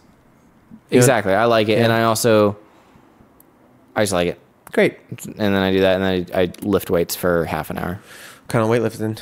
You like kind of like a bodybuilding style thing? Kind of like 8 to 12 rep kind of thing? Yeah, 3 sets of 10 on every machine, and then I go drink coffee. Yeah, well, okay, cool. No, I do free weights. Yeah. But 3 sets of 10 kind of vibe? I do free weights with the dumbbells, and then I do triceps. I do a machine, and then I do a there's like this type of bench press where it's like it's got the ridges on the side. It's some kind of bench press. Oh, where like Smith machine. Smith machine. Yeah, those are awful, and I will try to break you of that one day if we ever have an exercise conversation. Whatever. But it's fine. For me, as long as you're having fun. I just need to. I'm having fun. That's what it is. I'm having a good time. I'm not trying to get into any image. I'm just like, it makes me not as depressed, which is nice. That's all that fucking matters. That truly matters. Yeah. Yeah. What's your problem with the Smith machine? It's an unnatural bar path. It's like so it's directly vertical. Yeah. So any bar path, if you bench press has a slight kind of J curve to it, and a squat similarly. It doesn't. So it forces everybody into the same biomechanical pattern, which isn't good for everybody. It's not good for you. It can put your joints and things in compromise. And when I plank, I do the planking thing. Is that planking's like very good? Planking's perfect. I mean, like then the other reason I plank for like 2 minutes, I call it a day. That's good, man. That's tough. 2 minutes is long. That's good. Every time, and it doesn't get easier. Doesn't. But that you'll find plank is the funniest thing that's straight up willpower, I think. Truly. Like if you were pressed, if you had to, if there was like a knife with poison on it under you, I guarantee you could hold that plank so fucking long. Because it to me, plank is hard and bad after 10 seconds. And then, like, to me, it's just a matter of, like, I had a friend who did it one time. He didn't exercise at all, like, not a physical guy. And it was just like, one day, he was like, I'm going to see how long I can do it. And just did it for, like, 5 minutes. Some, like, really long time. Yeah. And I was like, that's good, dude. That's hard. I really think it's like one of those weird mindset ones. 100%. And so I do that after I get off the elliptical to make myself sweat a lot, and that makes me get all pumped up and be like, I can do anything, and then I fail. Well, that's great. That's another good reason to do it. It's just fun. I love it so much, man. It's been a life-changing experience. What you just said to me is at the heart of why physical improvement and fitness kind of thing is good for anybody, no matter what you are. I truly think like winning is a habit, like being happy is a habit, being well is a habit, and if you get yourself used to the sensation of accomplishment and doing something that you're proud of, I think you tend to go out in the world and do more things that you're proud of. I do, and that's why I did it, and it worked. And it's like you end up being like, well, now I'm going to reach out in this way, and I'm going to like do this thing, and like you just extend yourself more in other areas as a result of like physically extending yourself. Yeah. And it's nice. You are a huge inspiration in it. Not to whatever, but like you're like, because I do videos when I'm in the gym, and they're a little different than yours, but yours are a huge inspiration because yours are actually legitimate and fun, and mine are mine are trying to be like, it's okay to be in the gym and be dumb and stupid, and it's also me being like, look at me, I'm in the gym, which I get that too, and I feel the need to say that because otherwise people go, you're just doing it to do, so which is me being like whatever, absolutely, and this is me doing intellectualization, which is a defense mechanism, but whatever, but your stuff helps so much, and what you do with like whatever the hell you're doing it on that back the patio bass bells and kettlebells and all that. It's insane, but it's fun to watch, and the captions and all that stuff, and it's goofy and it's weird, and it's like, oh yeah, he's getting out there, he's working out. It's you. There's a few other people that were like, actually it was Lee Newton's wedding where I was like, her brother came up to me and was like, how are you doing? And I was like, I'm good, doing good, man. Like things are good. I'm just trying, working on stuff. And I was like, honestly, man, I'm not doing well. I was like, I'm just like, it is what it is, and life is fine, and it is, it's, I'm existing. And then he was like, you know what you should start doing is working out. He was like, I was depressed. He's like, for one, it works because we're vain, because we're performers, and and he was like, also it gets you in that mindset. And I was like, he's like, it helps, do it. And then like a month later, I was like, all right, I'm going to start doing it. And then I started doing like 20 minutes on the elliptical, and then it became this like hour and a half, like 5-6 days a week thing. And I'm like, this is great. I love it. Dude, I truly, it's like, just eat like shit. I don't give a shit. Yeah, it's okay. My definition of fitness for now and forevermore was fundamentally changed by Jason Scartamaglia on the first day. My roommate, I said he defines fitness as feeling good in your body. And that's it's the dumbest thing. I was like, it took me 15, 20 fucking years of physical culture to conclude the most obvious thing in the world. Like, how are we going to define fitness as a way that's something that's, beyond the like tactile one of suitability to a task, which is like the technical definition of fitness. Yeah. But suitability to the task of just being alive and as a person in your body, feel good in it. That's it. Yeah. And if you can start to cultivate that conversation, listen in your body, then when I go work out now, and I've spent a lot of time because I was fascinated with it, different modalities, trying different things out, because I was interested in and now it's become like I go out and I feel what I got to do. I'm like, do I want to just stretch weird today? Do I want to do things? And I don't know. I'm trying to hopefully like blur the idea with the things. I mean, Instagram for me is a fun and interesting exercise in ego stuff and like the self as a character and as a work. And I love that it's in a gallery. I love it. Yeah. And I just don't fucking care. I used to feel like, I don't know if I should do this, that, and just being able to be like, I don't know why, I can't explain it. It's indefensible. I want to do like this weird workout video.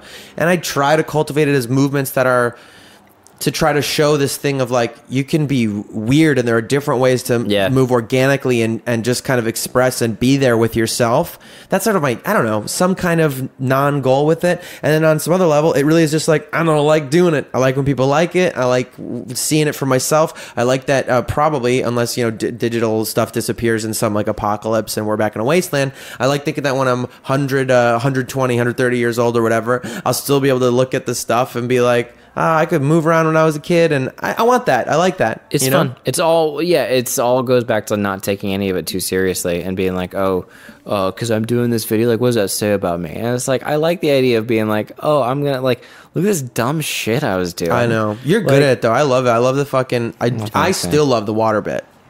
I enjoy it. It's working up to I've said this in other podcasts, but I have an idea behind it, and I'm excited about it. You do? Yeah, it has a grandiose thing, but now that I've talked about it, I don't like talking about it. All right, I'm not going to talk about it again. What's your next question? Where did I fucking put my thing? My phone.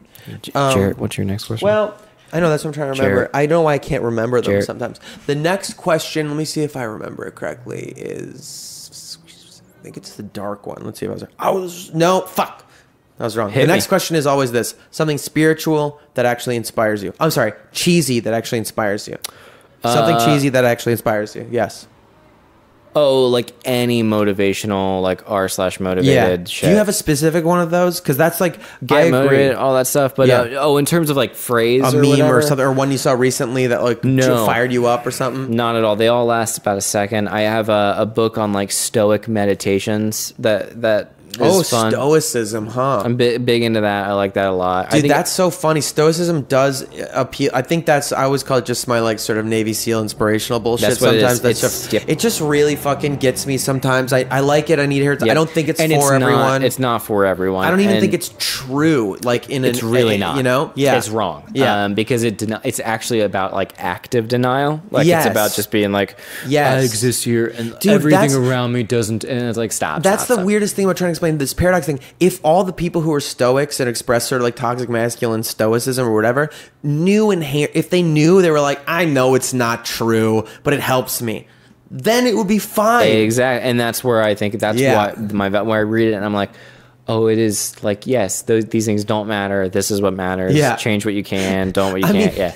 That or really does. That phrase is. Being like, knowing that I'm just an embodiment of this divine love that goes on and on. Nothing I could do is wrong. I'm okay. I'm always going to be accepted by a universe in which I am essentially held in love. Yeah. And that, yes, I know all that. And that's why knowing that I'm a fucking piece of shit, get the fuck up, you fucking shit fuck hole. Like, helps me. I don't know. Saying like you're useless, you're better than this, you're stronger than this. It's all just different strokes, dude. It's only okay because obviously I just think that's a funny idea to like roll your eyes and be like, obviously, like this isn't true. Dude, but that's the fun thing. That's why maybe I love Vegas, where I'm like, I know Vegas is a shit town. I know it's exactly that absolute garbage. It's plastic. It's fake. I know. Beautiful. Yeah, and I love it. I love it. I'm like, give me the fake plastic bullshit. Dude. Set me at a blackjack table with free liquor, and I'll smoke cigarettes till I'm dead. Hell yeah. And I told you that. I'm in paradise. I love that too, man. I know it's temporary and bad and horrid, and I love it. That is something that I do have not in common necessarily with establishment liberals and left people and other people that are typically aligned with me.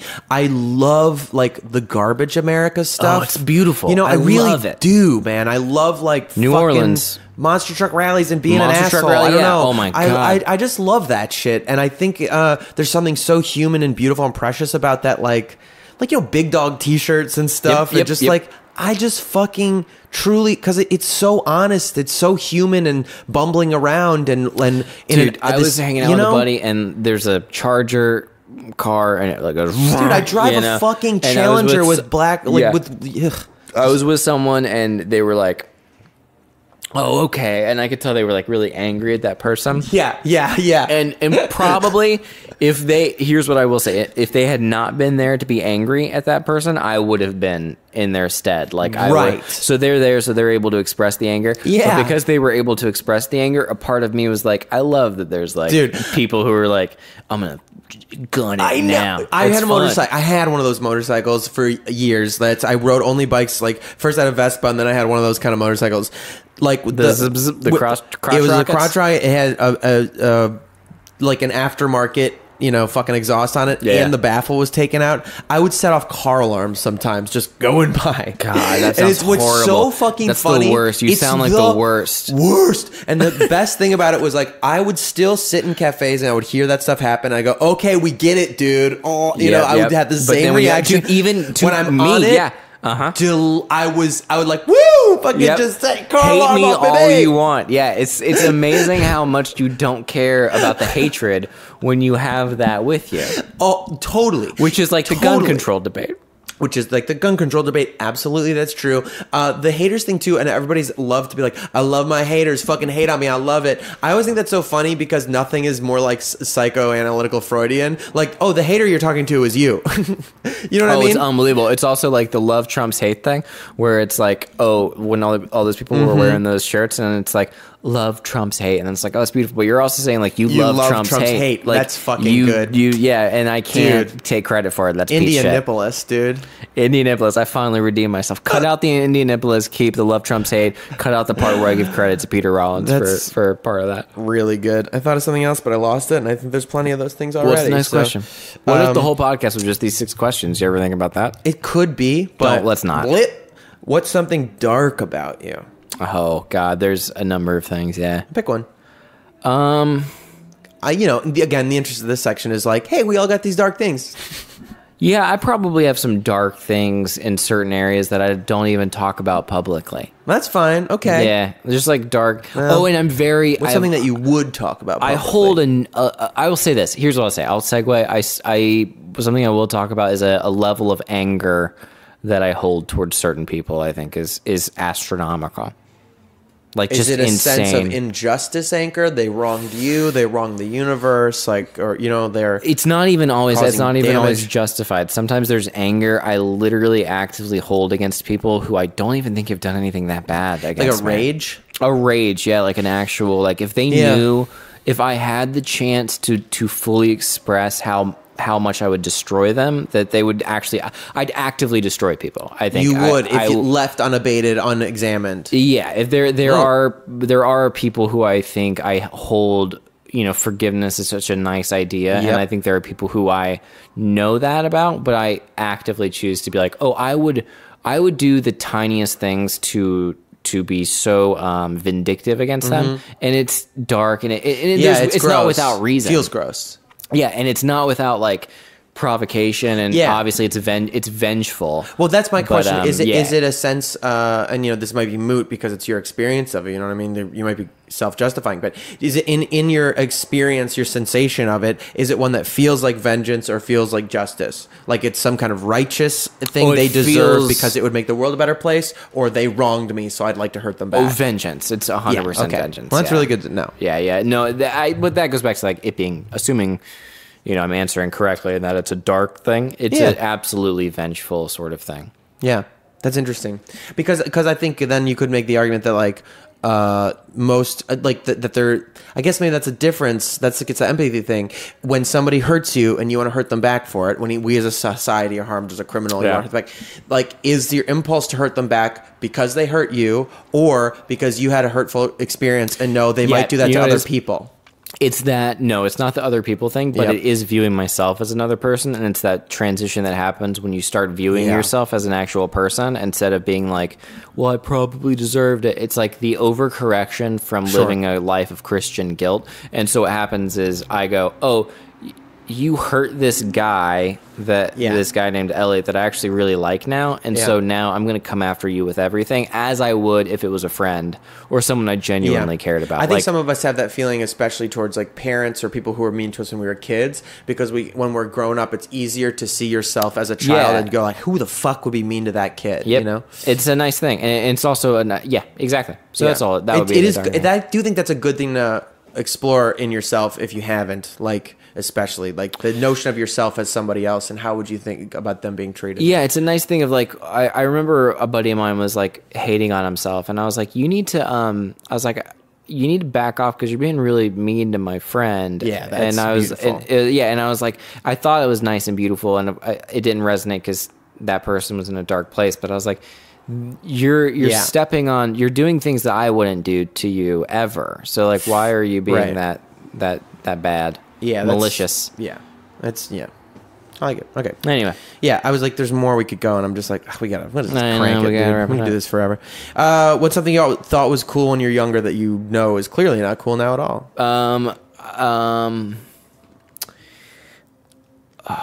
So my parents have always looked out for me. Yeah. But the biggest way they ever looked out for me was when I was in high school. I wanted my first car to be a PT Cruiser. Shut the fuck up, with wood dude. paneling. Isn't that bad? Yeah. Yeah, that's really bad. But I genuinely did for like a year. I was 14. And I was like, it's like a beach car. It's like old. I was a fan of Who Framed Roger Rabbit. It looked like a car from the 30s. Yeah, there it is. Yeah. Yeah, that's really what it is. It's the Who Framed Roger Rabbit thing. Oh my God. And I mean, like, if you said that about, like, remember that, like, Plymouth Prowler? It's the same thing. PT Cruiser and Plymouth Prowler They were are the same thing in your brain. Yes. But the Prowler lasted even less time. And you never see Prowlers these days. If you did, that'd be dope. If I saw a Prowler, I'd be like, fuck, dude, you hung on to one. You did the right thing. Just cruise around a Prowler with like a Nokia brick phone. Dude, a part of me would love to drive a Prowler. Oh, hell yeah, dude. Prowler, that's what I'm saying.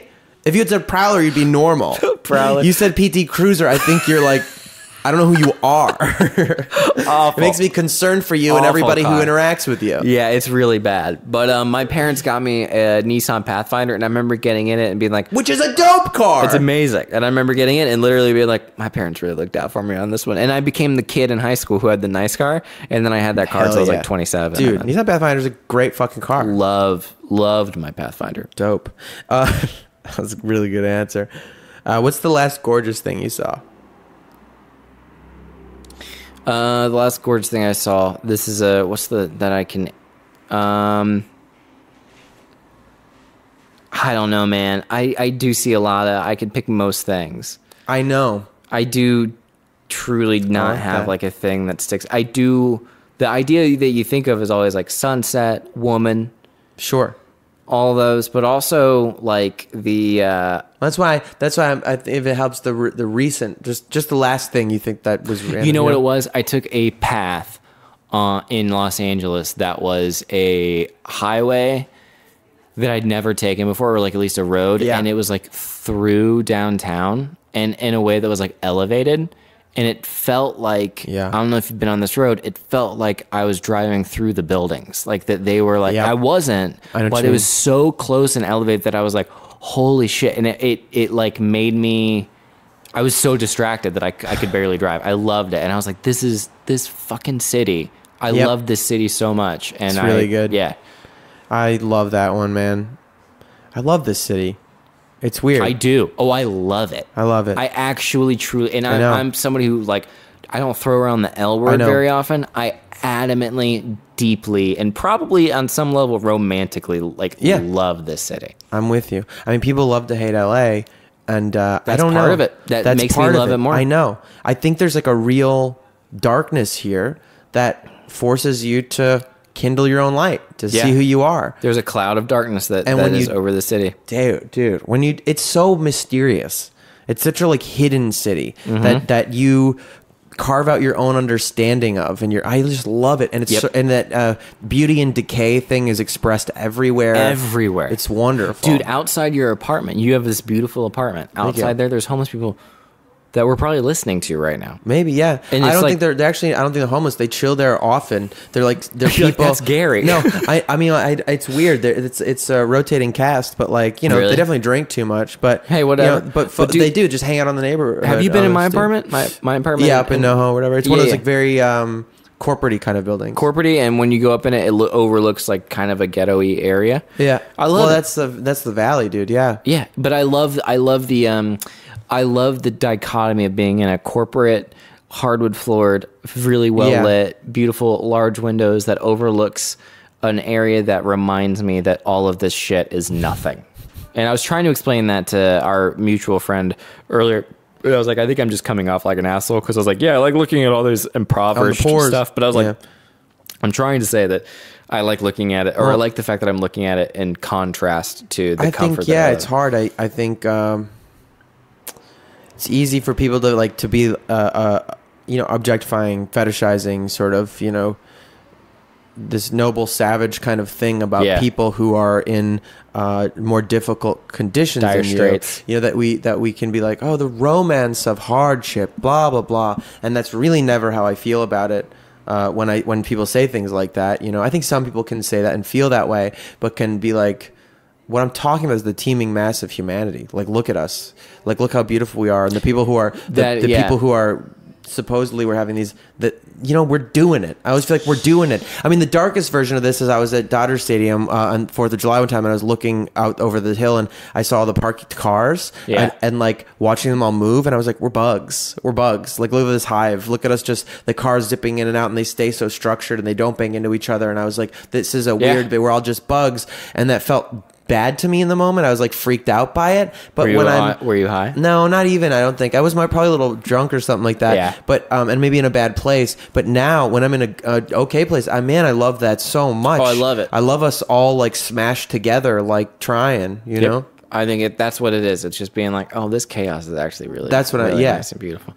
But it was that street that where I was like, oh shit, this is amazing. Yeah. It felt like the future. Okay, we're on our last little bits. Do you have a self-care practice that you like lately, or like in general that you'd recommend for people to try out and do that helps you? I've been journaling. Ooh. That's nice. And I meditate for like 6 minutes a day. That's dope, man. That's great because they just 6 minutes. It's like that's enough of a check-in. It's enough. It's just a check-in. It's nice. It's quick. I don't feel, and I've stopped doing actual meditations. I used to do guided meditations for like 20 minutes, and I've started doing 6-minute meditations where I don't listen to music and I just set a timer for 6 minutes. Like on my, I use a little Alexa thing, and I go, Alexa, set the timer for 6 minutes, and then I just sit and meditate, and it's very nice. Whereas prior, I was trying to always attain that next thing, and now I'm just like, I'm going to do this, and I'm going to set a timer, and whatever happens, happens. And as a result, dude, it's been crazy. Like there's been like legit amounts of like, oh shit, I'm back. I'm at that, or at least I'm ironically am at whatever the next level is. I might genuinely steal that one from you. That's really good. Great. 6 minutes is good because 6 minutes is nice. It gives you a minute of just bullshit. Yeah, you can do that. That's the time it takes to make a fucking hot pocket or something. Exactly. Yeah. Oh, you can always do 6 minutes. Yeah. Did you learn that from anywhere, or is that just your invention? It's just my. I don't think it's anything. Yeah, I just was like, I'll do it for 6. And I was using a timer. It's not like a thing out in the world. Oh, the 6 minute. It's not like a thing. No. But there's an app called Insight Timer that's really nice, and I just stopped using that and started, just sitting and quietly and then letting go of, because a 6 minutes allows me a minute of like, let go of this. You're not this. You're not that. You're not that. You're not this. You're not that. And that allows me to be like, whoop, and that's nice. Love that. Yeah. For 10 seconds, maybe. All right, the very final fucking thing. Woo. I have a thing I call it the "Don't Kill Yourself" list. I started it when I wanted to, kill myself at one point in my life, and it was to help me fight that feeling. Which have we started the podcast now? Mm-hmm. Where the brain does that sometimes. It's not so nice all the time. That's the bad part, I suppose. And something that helped me was to make a list. I would just do sort of a meditative practice of my own where I would start listing just things that are fucking wonderful that like exist and are beautiful. Oh, fun. Mine always started with coffee, sandwiches, and lavender soap. And I'd like you to just add some candles. Just candles? Candles. Skin lotions are really nice. Ooh. Fresh sheets. Woo. Fresh really sheets is good. Yeah. I would say a cold temperature at night is very nice. Ooh, yeah, like a good... You're cozy. Yeah. Being cozy. The act of being cozy. Yeah. Nothing to do is really fun. Being up earlier and awake than you should be is nice. It is Waking so up and be fucking like, oh, good. This is nice. Damn, that's the best feeling. Yeah. Diners, drive-ins, dives. You ever see you see Guys and Dolls?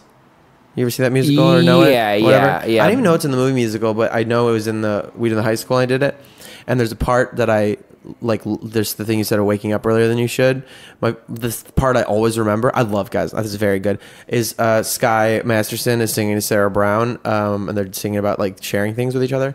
And he goes, my time of day is the nighttime, a couple of deals before dawn, when the street belongs to the cop and the janitor with the mop. Yeah. And the grocery clerks are all gone. That's nice. My time of day. My time of day. And you're the only one that ever want to share it with me. But that is always makes me think of that pre-dawn time, that time when things are just starting to get shook up in the day. It's the best. There's nothing like it. Especially in LA. Yep. When it's the loudest, chaotic, filled with shit city. If you can get up earlier than the city, you just win. Like you're even if it's like accidental, you go out and it's like my thing is like if I can wake up early and then go to the gym and get that done, and then as I go through the day, everyone else is like I'm just one step ahead. It's amazing. It's really nice, and that's the most adult thing I think I would never have 3 years ago believed that I would say that any of that sincerely. I'm happy with that. I think that's the end of this episode of My Good Bad Brain. You think? You want to do another hour? I genuinely could do that. We'll do it another time. We'll save it for another time. Do tight 10? You want to do a quick tight 10? No, man, I don't know. You're wonderful, man. I'm so glad you're in my life. Thanks for coming. Dude, you're one of my favorites. I mean that so much. I feel like, as I was saying, there's a nice connection, and there's no. I mean, this is. I know we're fucking having a fun time talking about how this is like the most masturbatory episode probably, but I don't care. I'm like, this has been so enjoyable for me that this is one of my favorite things in the universe. What we just did. I agree, man, because I think a telltale sign is like I don't remember anything that I said, and I don't think that's just me being sipping on whiskey. Like I truly am like I feel like when we're talking, it's like yep. Oh, and if I tell you I zone out, then I usually tell you I zone out. Of course, yeah. But yeah, I am very happy. Whatever you do with this episode, I'm perfectly happy with. Whatever we just did, to me, accomplished probably the most important thing that you can for another person, which is it made me feel less alone. You know, that's what it is, man. I totally agree. There's there were moments where you were talking where I was like I physically I didn't want to breathe into the mic, but off to the side I was like, okay, good, I'm not that. Okay, great. Yeah, so that's very nice. All right, hopefully some other folks out there also feel less alone. Thanks to My Good Bad Brain. Smoky doink boink. What was it? Smoky donka ding dong. Smoky donka ding dong. Be well. Hydrate. Bye. All right. There you go. That was it. Check us out on patreon.com/mygoodbadbrain. If you dug this, if you sat through this whole amazing thing, God bless you. I hope you enjoyed it. And that's it. I'll see you guys next week with the Brain.